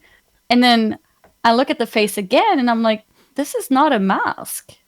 This is just his face. Yeah. And that was the first time that I experienced it. Such a interesting way to say that, like, you saw a Hrothgar. And it had no face. I didn't know what it was. This thing. I thought it was a mask. I thought it was some kind of cool glam. I grew up on WoW, like a lot of other people, and so I was used to, like, the beast kind of, like, I played Horde, right? I loved it. I like orcs and trolls and Tauren. Yeah, I played lions. I never liked those animals. Okay, there you go. Explains. Well. So I wanted something that wasn't human looking, and that's the closest thing they have to it. And so, like, barely anyone in the game plays it, because they all, well, it's either a bunny or a cat. Those are the two things that people want to be. It's gonna be cat. It's gonna be bunny boys forever. The entire world will suddenly have an influx of bunny boys. Like, they finally let them leave home. It's gonna be wild. It's gonna be so. I was crazy. I was at Paris when they were announcing, like, Vieira as a race. Oh, yeah. And so I was sitting there, and I was,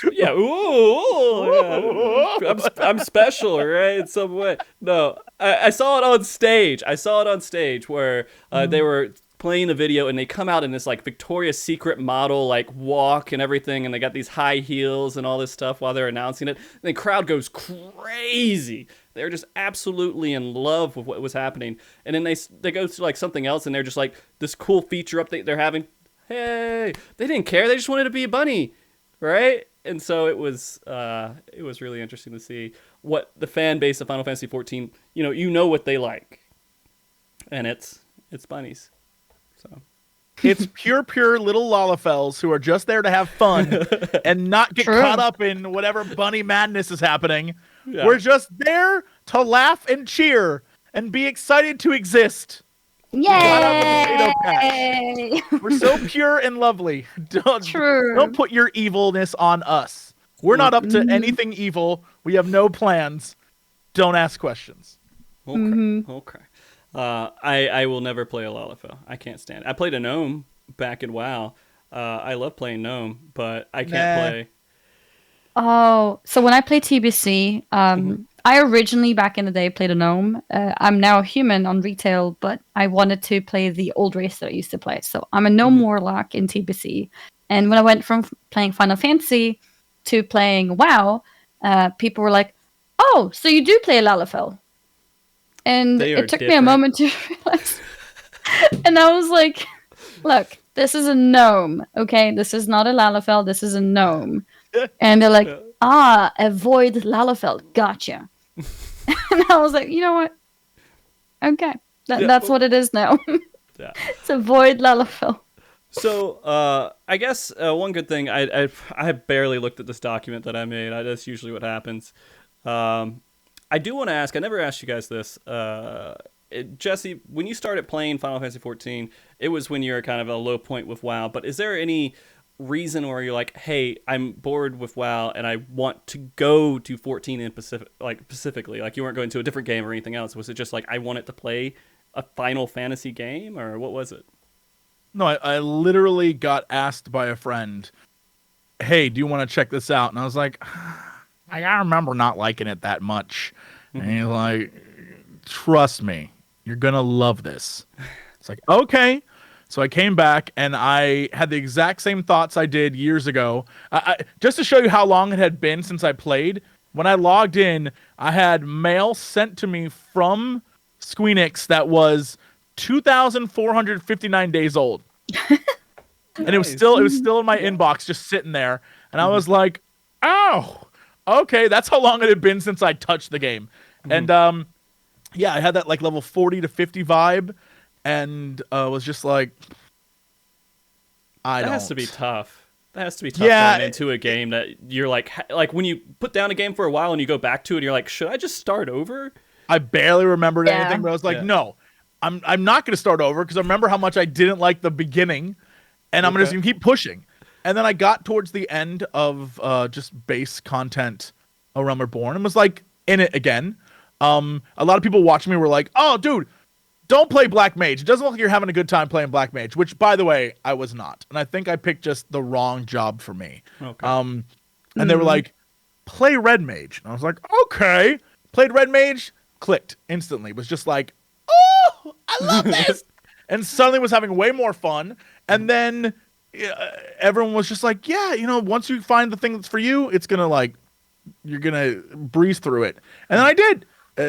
I was in to the story from that point on, and that's what got me. And then, of course, I think like most people, when you flip the switch into Heaven's Ward, you're like, well, I'm seeing this through to the end now, I guess. You're like, okay, I guess I'm doing this now. This is me. And so, yeah. So I do want to, if I remember right, when you started, that was before they transitioned to the new system they have for leveling and everything else, right? Oh, yes. So new when system? So Final Fantasy, even Final Fantasy XI is notorious for this. This is like how you had to do stuff. So when I logged back in, as an example, my Black Mage was like something, and my Archer was 15.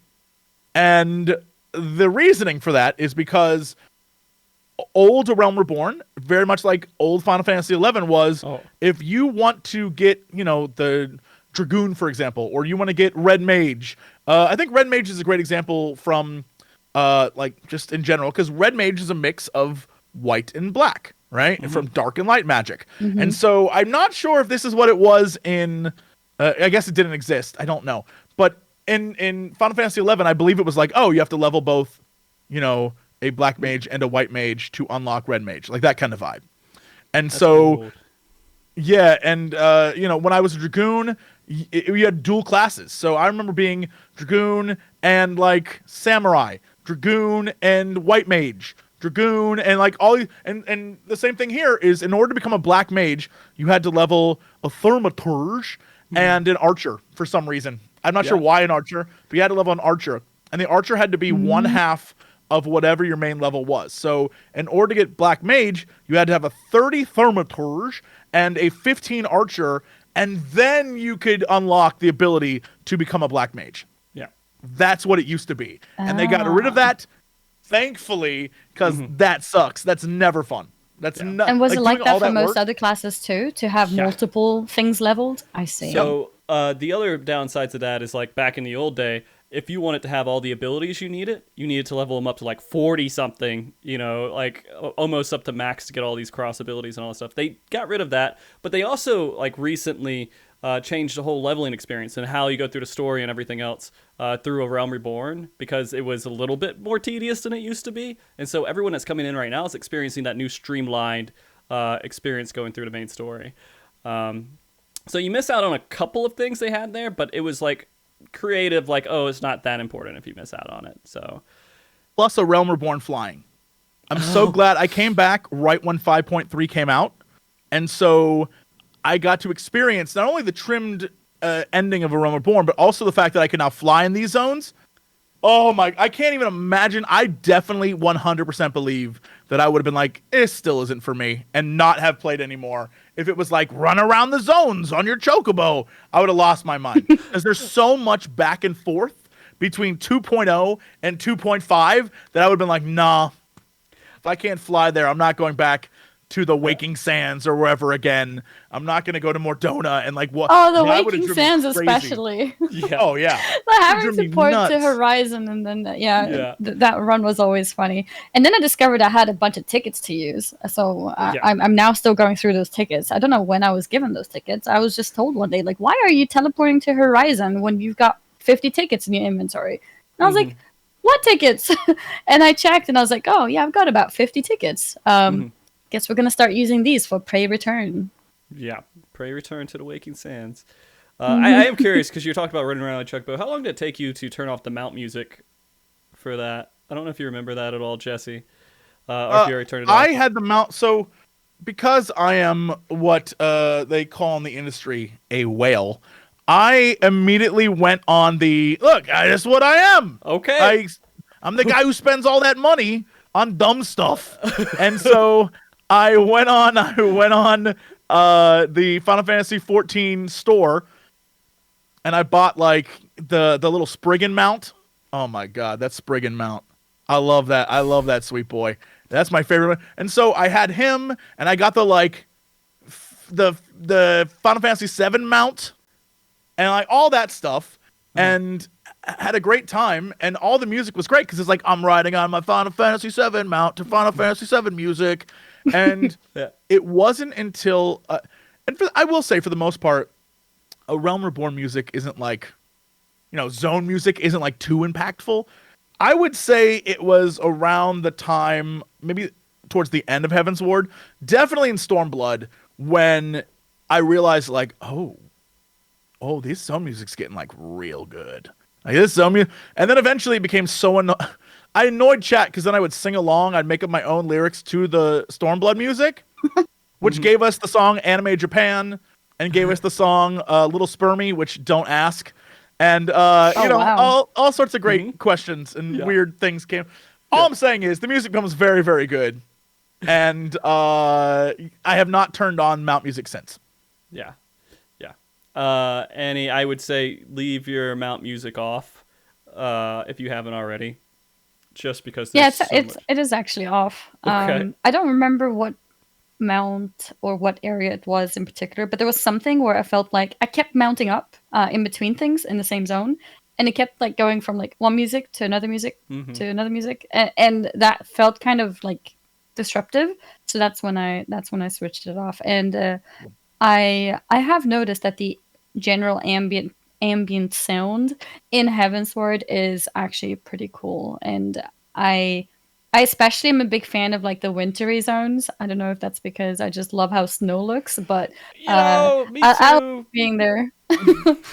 And so it's just nice to have like an immersion into the zone rather than having your mount music. I think sometimes it can be fun to have your mount music, especially if the music is like funny or catchy. Like I like the Fat Black Chocobo music because I think it's funny. But I think in general, while I'm exploring, it's nicer to hear the music of the zone that I'm in. And Soken is the director, and he's such a like amazing person. He is like, he's going to go down as a legend. He's absolutely going to go down as a legend, and it's all when he starts with Final Fantasy XIV. That guy is just, and even behind the scenes, this guy's like animated, wonderful kind of person that you'll see it. Annie, you'll see it going through like hundreds of songs before you finish the game, like hundreds. I can imagine. I'm already seeing that there's so much music in the game, like so much, like with the zones and with the fights and everything. It's crazy. Yeah. I see the chat saying "Soken Heart." Yeah, it's at some point, I don't know when it was. At some point, someone said, "Take the leash off Soken." And there's a point in Stormblood where it like from that point on, the music, you're like, I have no idea musically where this game's going, but every single song is a banger, every single one, and it's crazy. You're like, do they just and thematically it all ties together somehow, but it's so varied and so different that you're just like, I don't know where we're at in the like musical genre world right now, but this song is amazing. Every time. And Heaven's Ward is very obvious. They're trying to like, keep the sort of like bring the organ in and do sort of like, we're a choir and we're singing very loud. But then like from that point on, it's like, F it, go to town, have fun. And that's when that's when you're like, oh boy, here's another earworm. Great. I guess I'll go on YouTube and watch the video. It's like, oh boy. Yeah. Okay. So I feel bad because it's almost been like 2 hours. We still got like 20 minutes before it's been 2 hours. I do have one question I want to ask before we go too much towards the closing. Is how much have you guys interacted with the Final Fantasy XIV creators, if at all, since starting this? And I guess Annie, you're recent here, so I'm curious if you've had any interactions at all with any of the other creators. I guess I've tried to like do my part in getting to know people. So I've done the thing that Jesse has been talking about as well, trying to rate people and get to know them, like peek into the streams a little bit, maybe not too much because many of them are very ahead of me. So whenever they're doing story things, I can't listen. but I think it's really fun to try and be a part of that. So I have tried to get involved with things also by talking about other creators, like with my chat as well. So I've gotten to know people. Like we have some people who may not be seen by that many people, like Ash10, for example, is not very huge on Twitch, but is very known in the community for making very helpful guides for like guild making, for example, and things like that. So I guess I've done that like first part of getting to know people, but I haven't really done that much with others. Like I think this show is probably the biggest Final Fantasy thing that I've done. Obviously, I was on so good about that. So. I was on Allcraft, which was a bit Final Fantasy related, with Asmongold and Rich. The last 2 episodes, or 3 even, has been mentioning a lot of Final Fantasy. So I was on that, where we did talk about Final Fantasy, but Allcraft is still, like originally a WoW thing, so it wasn't like a new thing for me. I've also been on Allcraft before. But yeah, I'll say this is probably the biggest sort of crossover I've done with any Final Fantasy people. You turned into a robot there for a second, but it's okay. Nah. You still exist mostly. You still exist mostly there somehow. Okay. Hi. No, I can hear you fine, but your video is like completely pixelated, like this perfect. It's like an art piece almost. Okay, you can hear me fine. I think I can hear you fine now. Yeah, you're good. You're back now. You're back. Oh, I'm back. Yeah. Okay, awesome. I was just saying that this is probably the biggest sort of collab thing, interaction thing with other Final Fantasy people. Yeah, and that's kind of just with MogTalk, it's just me hosting the show, and I just bring other people on so everybody can kind of meet each other and have fun and talk and all that great stuff. It's awesome. And I love it. And, honestly, Allcraft's probably going to turn into something else, like All Final Fantasy or All Fantasy. I don't know what it'll turn into, but they're having a good time, so they'll probably be deep. You say that like you believe it, but like, there's no way. Those boys are addicted to WoW, but that's fine. That's all I'm gonna say about that. Well, we're in like a situation right now to where like, if there could be like that perfect moment where a patch comes out for Final Fantasy, then a patch comes out for WoW, you could easily play both games. And Final Fantasy is a pretty easy game, like that you can pick up for a moment and just kind of put down if you just want to do one thing like raiding, which I think that would be something that might appeal, but I don't know. But Jesse, you've been in the community a little bit longer, I think about a year now. And I'm curious about if you've had any real interaction, because it is difficult. I mean, you kind of do. That is a really good point. It is difficult to really interact with other creators when you can't watch their stream. Right? Yeah, I mean, I think since that time that I started, I follow and interact with a bunch of different streamers and people on Twitter. We all follow each other now. I of course go on YouTube and like harass all the different people who are making videos like, hey, here's how to do this boss fight, or here's this thing. On stream, I will try my hardest to raid new people or see if people are like at fun story points and go do that. I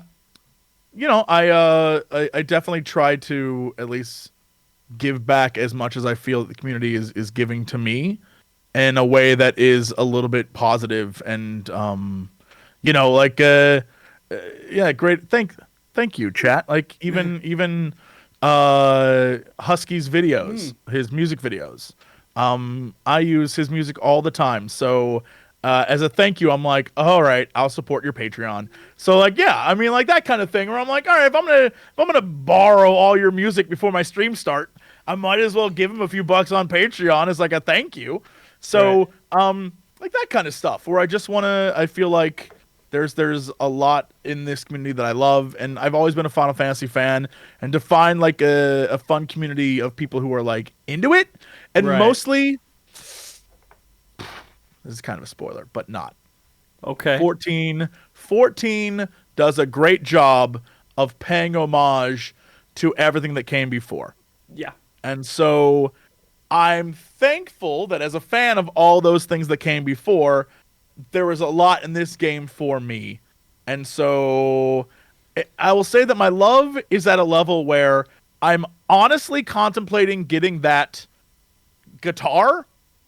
Not because I have a guitar, not because I know how to play guitar, like I know anything, but because I want that guitar so I can go to a fan fest and have Yoshi P and Soken sign that guitar, and then just put it on a wall somewhere and have it exist, because that's where I am within the fandom right now, where I'm just like, I want something awesome from this game. And I don't want to just like buy a thing, but I want something awesome that I can just like have. And it's like that kind of vibe. And so that's where I'm at mentally, as I've gone full crazy person with it, and I'm like, I want more. So yeah. So Annie, so what's the guitar? Jesse? So at FanFest, they announced a new Fender guitar that is like, it's also in game now. As a bard, you can play it. And it kind of like has a dual crystal non-spoiler design. And it is, it literally is just a guitar. It's just a guitar. There's nothing like truly spectacular about it. It has like some cool little designs, and like it has a Final Fantasy thing. It does have a limit break button, but like at the end of the day, it's a $3,000 guitar, right? So it's like, I'm not a guitar guy. I have zero guitar interest, but I'm also just like, but what if I got it signed by the two coolest dudes ever, and then just like had it? And then just like, that's so where it's like I a am super mentally. cool collectible, and it's also a real usable guitar. Yes. Cool. Yeah. But it's also just like, I'm very much known for being the guy who's like, I don't need anything. Like, I don't want anything. If I get stuff, I give it away. Like, chat a while ago, they had a statue from Final Fantasy XIV that represented a characters that I can't spoil, and it was $300, and I was like, but it comes with an emote. It comes with one emote, and everyone was like, Jess, you got to get that. And I was like, I'm not gonna put it anywhere. I don't need this thing. I'm not gonna like. I have no room for it in my life. Why would I get this? And they were like, well, you can have the emote. And I was like, okay. So I bought it for the emote, then gave the statue away on stream. So now I just have a $300 emote and no statue. Somewhere that statue, some lovely person on stream has that statue. But I was like, I wanted that emote so bad. Yeah, and so like that's where I'm at. So now I'm like, why do I want this guitar? I have no room for this guitar. Where would I even put this guitar? But I'm also just like, oh my God, I think I need this guitar. Yeah, so that's where I am in the fandom. If you want to know where I am, I'm that guy. We're like, I'm making poor financial decisions. That's how much I'm in. Or I'm like, oh, I gotta have it though. Yeah. Oh yeah. Yeah, you're in deep then. Yeah. I'm just getting started. Like, this is my extent. I have a Moogle, and I also have my very first merch, which is a Moogle in some summoner gear with the summoner logo. Amazing. And that's like that's where I am. That's I'm just getting started. You're diving and you're just going off the edge right now. You're about to fall right into the pool and go diving deep. There is a lot, and everyone who like really gets into Final Fantasy, they're sold. They're just in forever. Take Jesse for an example. So help me. Yeah. Do you want to be helped? No, I'm good. I'm fine. Yeah. But no, I guess this game has been a huge part of my life too, and honestly, the reason I keep playing this game and I've been in it for so long is the game is great, but the community keeps me in so hard, man. Like I almost couldn't stop doing. Like, I can't stop doing the show or the World Race stuff because I want to do it for the community. I want to be here and be a part of the community because I love all of them. And it's a huge community, especially when you get into, like, the World Race stuff where you're doing the entire world. It's not just, like, one regional zone. It's like people all over the planet are coming together and showing their love for the game. And it's just so much fun. I just can't experience it anywhere else, not to the level that I have over the last... Oh God, it's been 7 years. So yeah. Playing 2000 awesome. Since 2014. I was at the 2014 FanFest. But I hope that Annie, you kind of fall deep like Jesse does. because I think it's worth it. I'm already looking forward to the first FanFest I can go to. Yeah. I've never been, so. Man, I was, I understand 2020 it couldn't have happened, but that was one of the saddest things for me out of missing any event. I've been to every single FanFest, and since they started doing it, except for like some of the ones that are like in a different country, I was like, I don't think I could go to a different country this time. But all the ones that were like local to me, I've been to, and not having that event, which inspired me making this podcast, by the way, 2014 FanFest, because I was talking to people. I'm like, I don't want to stop doing this. I want to keep having these conversations and nerd out about Final Fantasy 14. It was so sad not to be able to do that again. But 2022, it's going to happen. Yeah. It's going to be big. Man, and I heard that there's like multiple all over. So there's like one in NA, one in EU, one in Japan. Yeah. Have you been to more than like one region? So I've been to NA for 2014, 2016, 2018. I've been to EU in 2018, and my face appeared on a screen in 2018 in the Japan one. I wasn't technically there. Oh! Wow. My face was on the screen so cool. At least, right? You were there in spirit. Yeah. You were there. You were there for this time as well. I was technically. So technically, I was the last 4 FanFests that ever happened. I was there and I appeared. I was on stage for both EU and NA 18 because I did the PvP stuff for him when I was doing the shoutcast and everything. And now I will be so sad the day that I can't make it to a FanFest. But when you actually get to see Yoshi P and he's standing there, right, and you're like, this guy is a rock star. He's amazing. Like, his energy is just so much. It's hard to handle, man. He's whatever ridiculous costume he's wearing this time. It's always incredible. And let me just tell you, nothing is more refreshing than watching a man dressed up as, I think it's not a spoiler for you. Annie, have you seen FanFest stuff at all? I did see some of the latest one. Okay. All right. Okay. So watching him walk around in that Reaper outfit and just looking at chat is like the most refreshing, where he would just stop with like a scythe over his shoulder and just walk over and like stare at chat and like laugh. I'm like, that is any other company doing a live show would have a million scripted things that needed to get done in order. And he's like, let me saunter over here and look at what y'all are saying on the internet. That is, I love every moment of that. What a real person that is. I'm like, oh, that's amazing. Yeah, so, I love that stuff. And I also love the interaction that he has with Koji as well. Oh, yeah. I mean, some of that, of course, has some sort of scripting to it at all, but of course. I've been, being behind the scenes a little bit with it. I have heard they're like, Yoshi does whatever he wants to do, and then, at some point we just have to try to get him off the stage. So it's great. It used to be like that with Blizzard too. Like, I mean, it almost were like some of the people over there were rock stars, like Metzen, rock star. People, they loved that, and now it's like kind of changed, and no one is not really there anymore. But you do get that with Final Fantasy still. Annie, when did you first start with WoW? So I'm actually kind of late into WoW. Like, I started playing in Wrath. So that means I didn't have the original, main 2 expansions that most people talk about as that, the real experience of things. Because in Wrath, we had LFG and, a lot of other things that the modern game has. Wrath was like kind of like the start of the tipping point to the modern WoW. Right. So yeah, I didn't have like the super early experiences, but I did start from Wrath. I was just asking because of the very first BlizzCon. Like, comparing the first BlizzCon to any other BlizzCon is impossible. Like, I don't know how to describe. Like, the first BlizzCon was like, you could reach out and slap Chris Metzen. That's how tiny it was.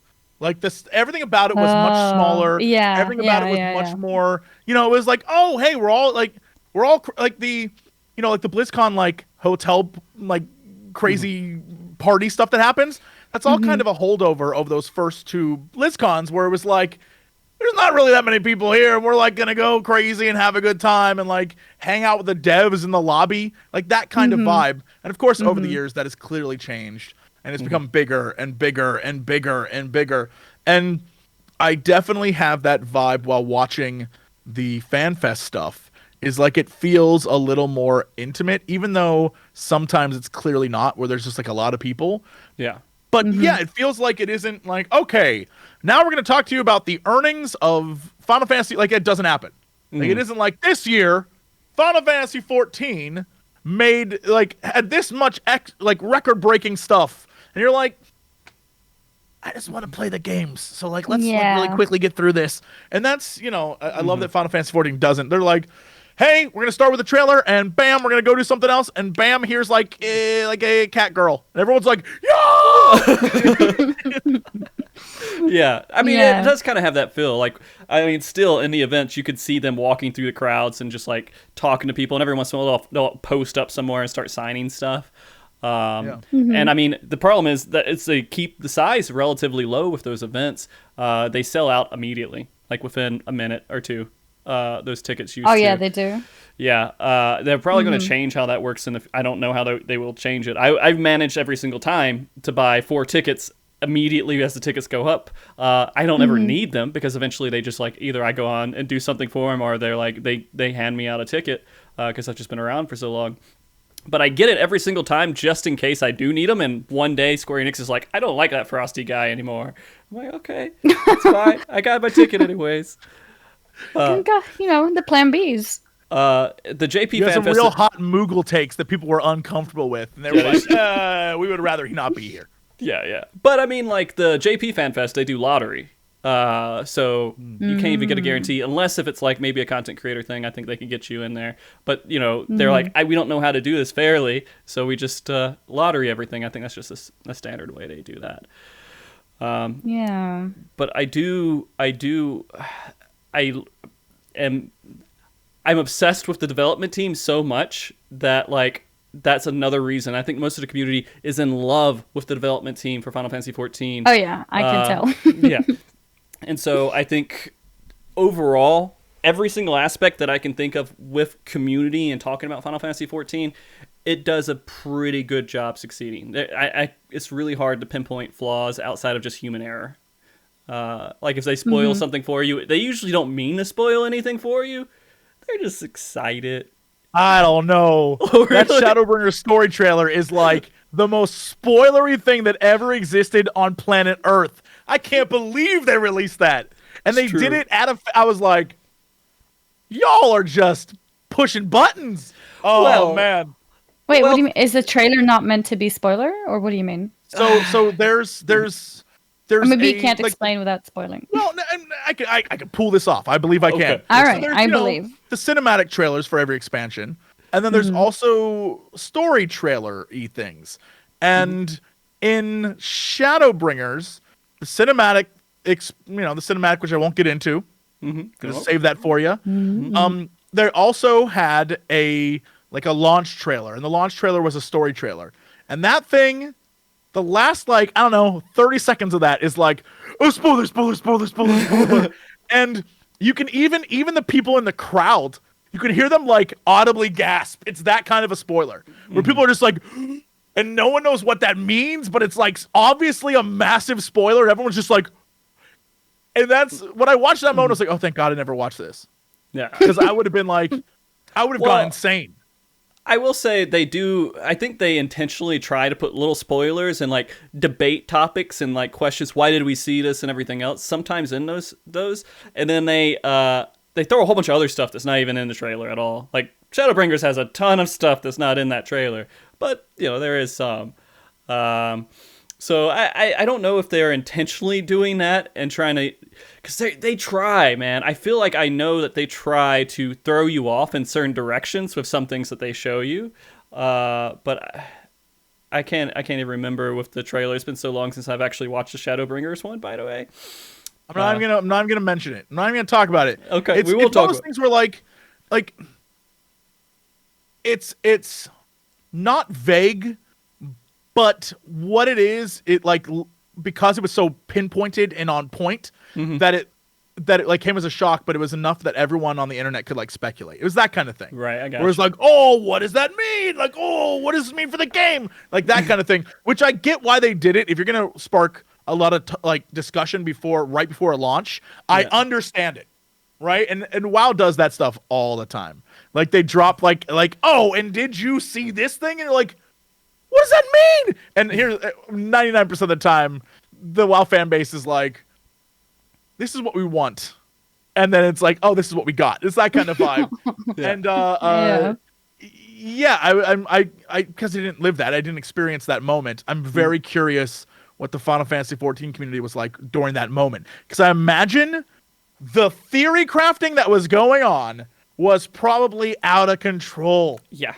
I would have loved that. I would have podcasted that. I would have listened to every podcast on that. I would have been like, all right, let's watch another video. This get would be everyone's amazing. take on it. Yeah, we do it almost every time. I'll get another one going right before the expansion's released. There's a couple of really cool lore people I bring on the show all the time. So there you go, Jesse. I'll have it for you. Hey, I'll bring you on, Jesse, if you want. You can come in and talk with all the lore guys. Can I tell you something that will blow your mind? I think I could be inaccurate. I want to say it's the trailer for the holiday event from A Realm Reborn. I think when I was going through and like collecting footage for my video, I got a lot of footage. And one of the things I got was I'm telling you this right now, I've never told this to anyone. This is your scoop. Okay. Oh wow. The holiday video almost shot for shot mimics the end of the Endwalker trailer. I'm not going to get any more detail, obviously, because that would be spoilers, but I'm telling you, it almost shot for shot is like, I sat there like, what? And it was, I don't think it's on purpose, obviously, but it's one of those things where it's like, this must be one of their favorite, like, poses or something. I have to find it. I'll send it to you, but it's like fascinating. Me. Oh yeah, I was like, get out of town. They like to do that. They like to do throwbacks a lot too. But all right. I don't want to take up too much of your guys' time. I know Annie, it's pretty late for you right now. Yeah, I mean it's okay. It's just hit midnight. Yeah. Not too bad. That's gamer hours, you know. That's nothing. Right. But I guess like we can get into some of the couple closing bits here. Jesse, obviously this looks like it's going to be a long-term MMO for you. You're going to be here for ever, right? Yeah. I mean, as long as they'll keep me around, I'm sure at some point they'll be like, this guy, what a goober. Get out of here. I don't think so. Like, have I told you about Lalafells? I'm a huge fan. They'll be like, you got to go, dude. Now it's weird. Yeah. But Annie, so far with your experience, it's hard to say because you haven't finished a game or anything else, but with what you've experienced so far, does it look like this is a possibility for a long-term game for you? I think so, yes. You think so? The reason why is, so a lot of people have been like, ARR, it's kind of slow, it's kind of bad, like, don't worry about it, gets better later, and I'm just like, I don't know what you're talking about, I'm enjoying myself, I've got these, like, professions, the thing is, for me, it's more than just the main story, because I like to do everything in the game, right? So for me, it's a lot of new experiences in, the hunting logs and the fishing logs and all the other kind of logs, just recently discovered treasure maps, and I'm huge on completion. So in WoW, I ended BFA with 4 achievements remaining that I didn't get. So I'm basically really close to getting 100%. And that's the way that I enjoy playing games, and I can see myself trying to do that in Final Fantasy as well, when I have done all the grinds, the cool ones, the boring ones, all of those things. I've done those in WoW, so it's really nice and fun for me to have that experience of getting all new things maxed out in a new game. In WoW, I've leveled every single class. I've done every single BG 100 times, more honestly. I've maxed out every reputation, collected everything, or almost everything.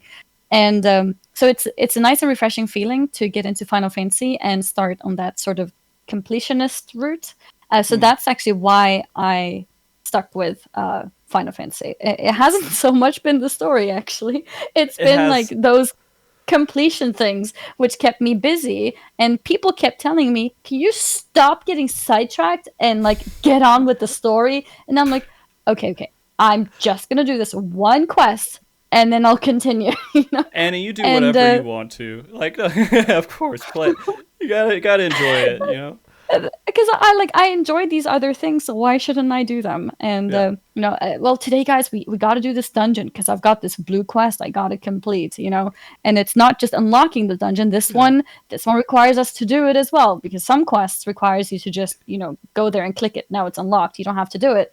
But then some quests require you to do it. Like the storyline with Edda, for example, and. So I just kept getting stuck in all the different aspects of the game, and it makes my completionist mind just very happy. So that's what I'm enjoying. And then as I got closer into once I hit level 50 and started doing the ARR chapters, I kept thinking that I'm really close to Heavensward now. So I'm just gonna quickly finish the MSQ to get there. And that's how the whole thing of like me saying, yeah, I'm 5 minutes away. I'm basically in Heavensward. And for every day that I thought I'm almost there, I'm like, guys, I've been doing like just MSQ for 10 hours today. And like, we're still not there. Like, I don't know why you guys said I'm so close, but I'm not, clearly. So we'll just get there tomorrow instead. And then the next day, I'm streaming again, like 8 to 10 hours. And I'm like, guys, we're still not there. What's going on? Why do people come into my chat and tell me, oh my god, Annie's so close to Heavensward, and I'm not even close? So that happened a few days. and it made me want to continue it as well, because I thought I'm so close. It became like an excitement. I remember in one of my streams, I forgot to eat. I had streamed for 10 hours and I forgot to eat because I was just like so into the raids and everything just to get there. Because apparently the Crystal Tower thing was a new thing too. We had to clear the Crystal Towers, and I wanted to do those eye level as well because I wanted to do it properly. And so everything just took time. And eventually, when I finally got there, and we finally got to Ishgard, was when that whole thing happened where people were just standing there, and that was such a cool feeling. And then I was like, guys, I need to go back to ARR and finish everything. So that's kind of what I did. I went back.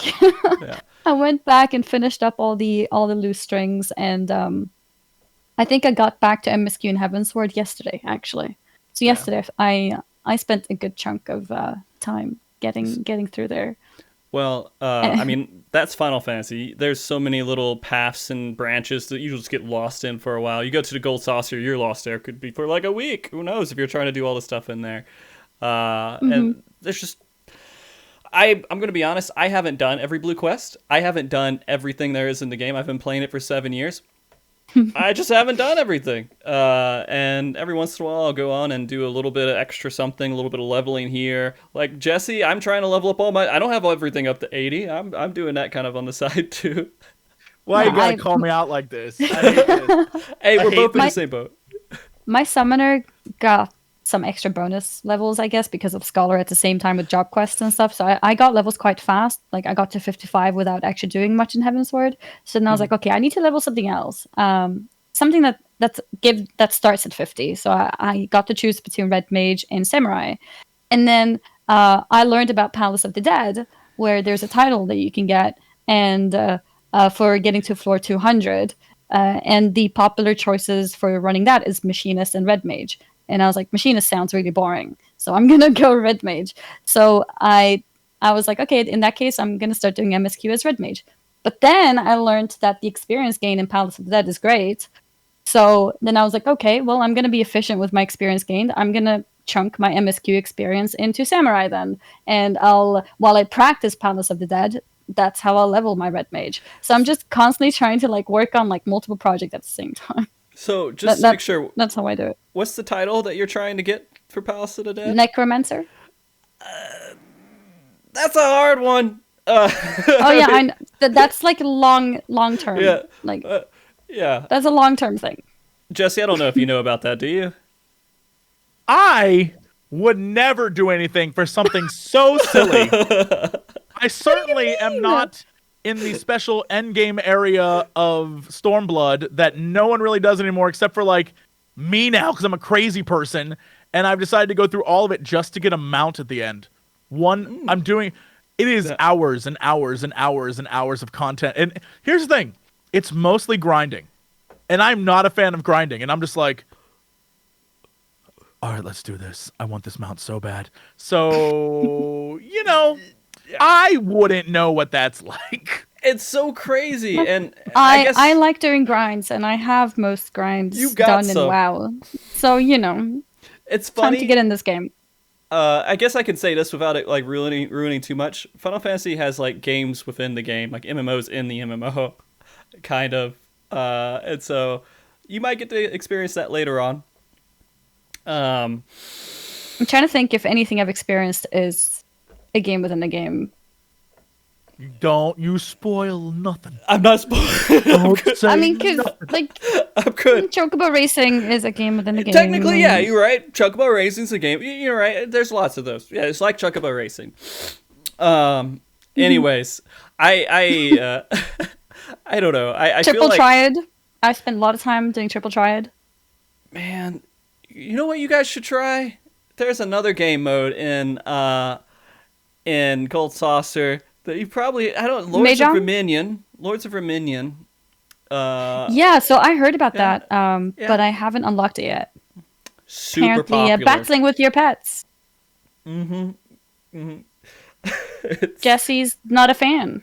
I'm keep thinking of all the different titles you can get in this game, and some of them are ridiculous. Some of the titles, like I still need to get world class troller. I need to get that one, and I recently got for all the different tanks, they have a title that is like the meat something. So for a paladin, it's the meat shield, right? Like that makes sense. But the rest of them are nonsense. Like for a warrior, it's the meat axe. I was like, well, I have to get that one.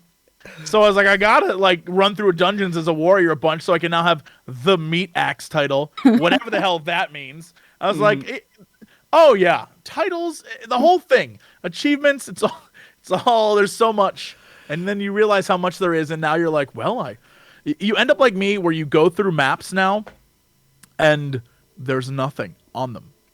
Like I have done everything in A Realm Reborn. I've done everything there is to do.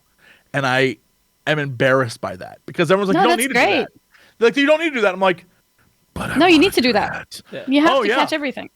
Oh, you have experienced more of the game probably than I have at this point, Jesse. That's why when you were like, I still have some blue quests, and I was like, should I be hosting this show? Maybe you should. Maybe you should. But no. The point of this show is to bring on people who know what they're doing, and I just sit back clueless the entire time. That's usually what it is. But no, Final Fantasy is going to take you a long, long time to go through everything if you're going to collect stuff. And there's communities based around like these certain segments of the game too. Like PvP, even though like there's like a whole like debate on that, there's big, strong communities that are based around very intense PvP. And so you're going to have fun, Annie, and you're never going to run out of stuff. Like, I unlocked it and did like 1 or 2 games of it. I don't remember what it was called, but Frontline. I think we're like 3 teams. Yeah, I think Frontline probably. Yeah, Frontline. There's a few different maps for that, and it's 72 people fighting each other, 3 different teams, and so. Yeah, something like that. It's fun. It's not. You can't really. You have to just hope your team knows what they're doing, and you get lucky enough to win half the time. But all my bars got replaced, and that kind of like overwhelmed me. Oh, so I did like 1 or 2 games, and then I was like, okay, well, it's unlocked, guys. Blue quest is done. We'll come back to this later. And that's how I kind of like stop myself from getting overwhelmed. I make sure I unlock it, try it out, and then I come back to it later, work on something else. Yeah. I mean, that's good. That's good. I mean, you will eventually run out of, quest spots and stuff, and you're going to have to start clearing through all this stuff. And you feel, no. That'll never happen. You'll get to the point where you're like, oh yeah, and then I have all the beast tribes to do. Yeah. And then you'll go back and you'll do those things.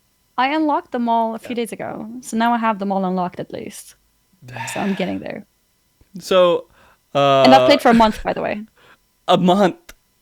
That is really impressive, to be honest with you. Maybe like 5-6 weeks. Yeah. If I do a playtime in game, I think I have 3 years of accumulated time within the game. I have 10 days. 10 days over a month?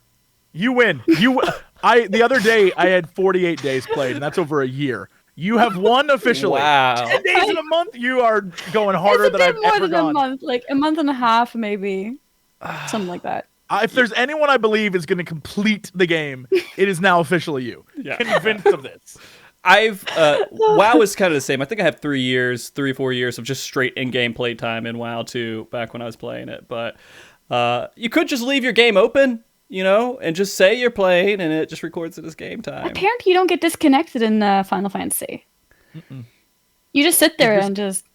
Yeah, you have a little, AFK thing, but, yeah. When the expansion comes out, they'll do it. They'll disconnect you after 10 minutes of inactivity, but or 15 minutes or something like that. I forget what the time is, but they let people just kind of live and be there, and just be a part of the game.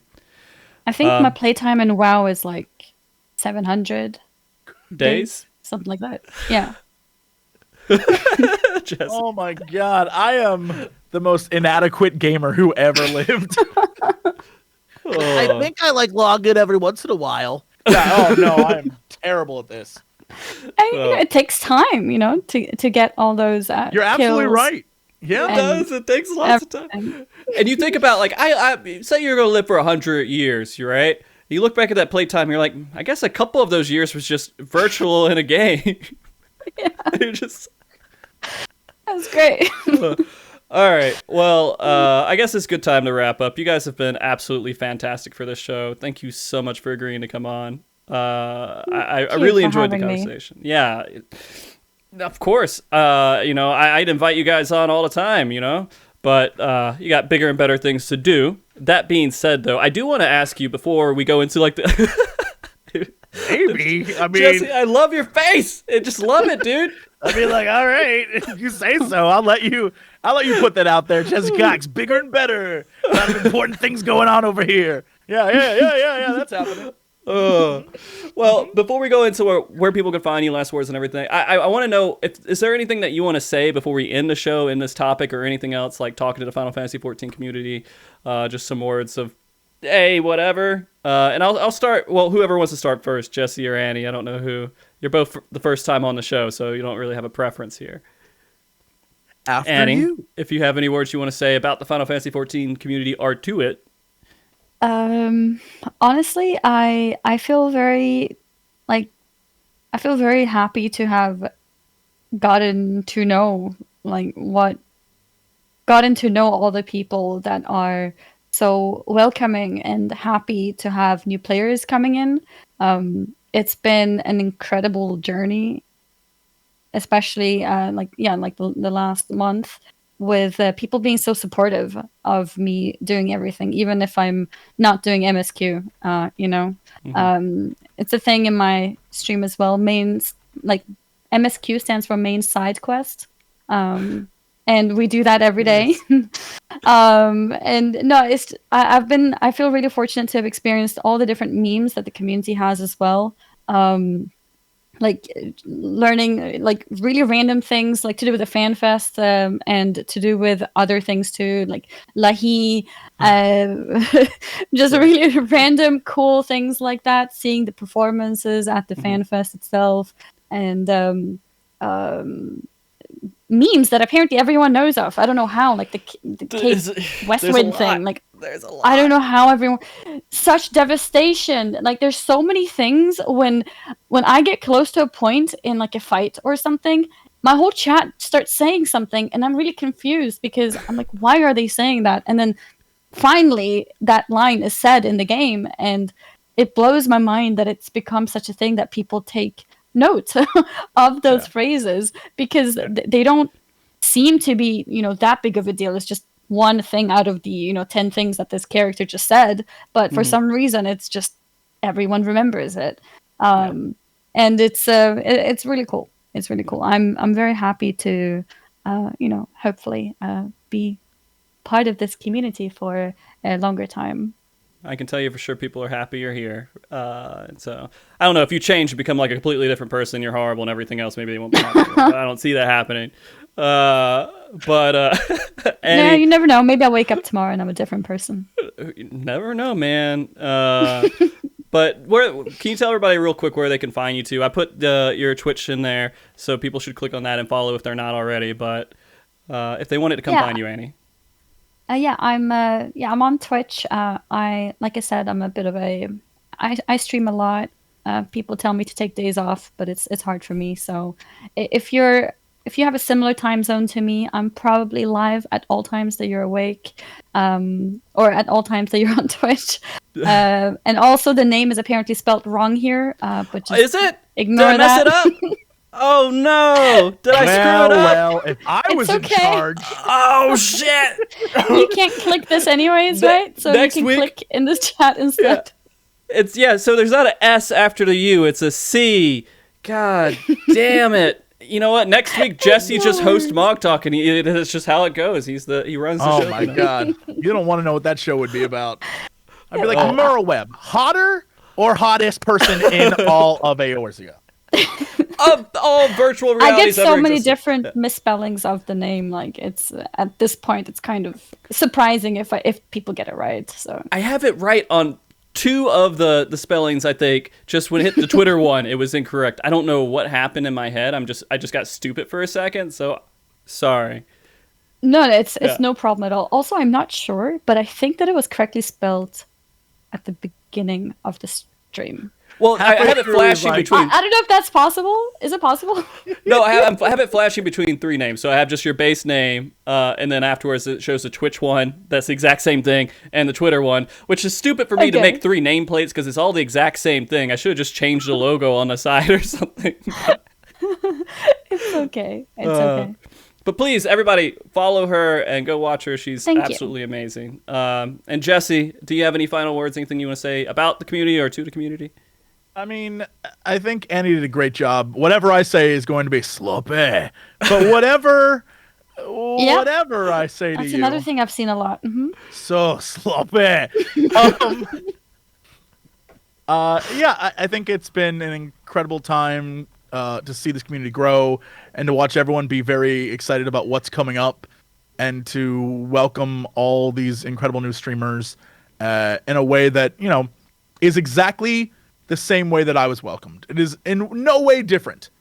When I started playing, to see people that clearly had no idea who I was or what I was doing show up in their sort of space, there wasn't like a gatekeeping aspect to it. Like, you don't know what you're doing, hence you do not belong. It was like, let's help this idiot get through stuff. And I was like, yeah, all right.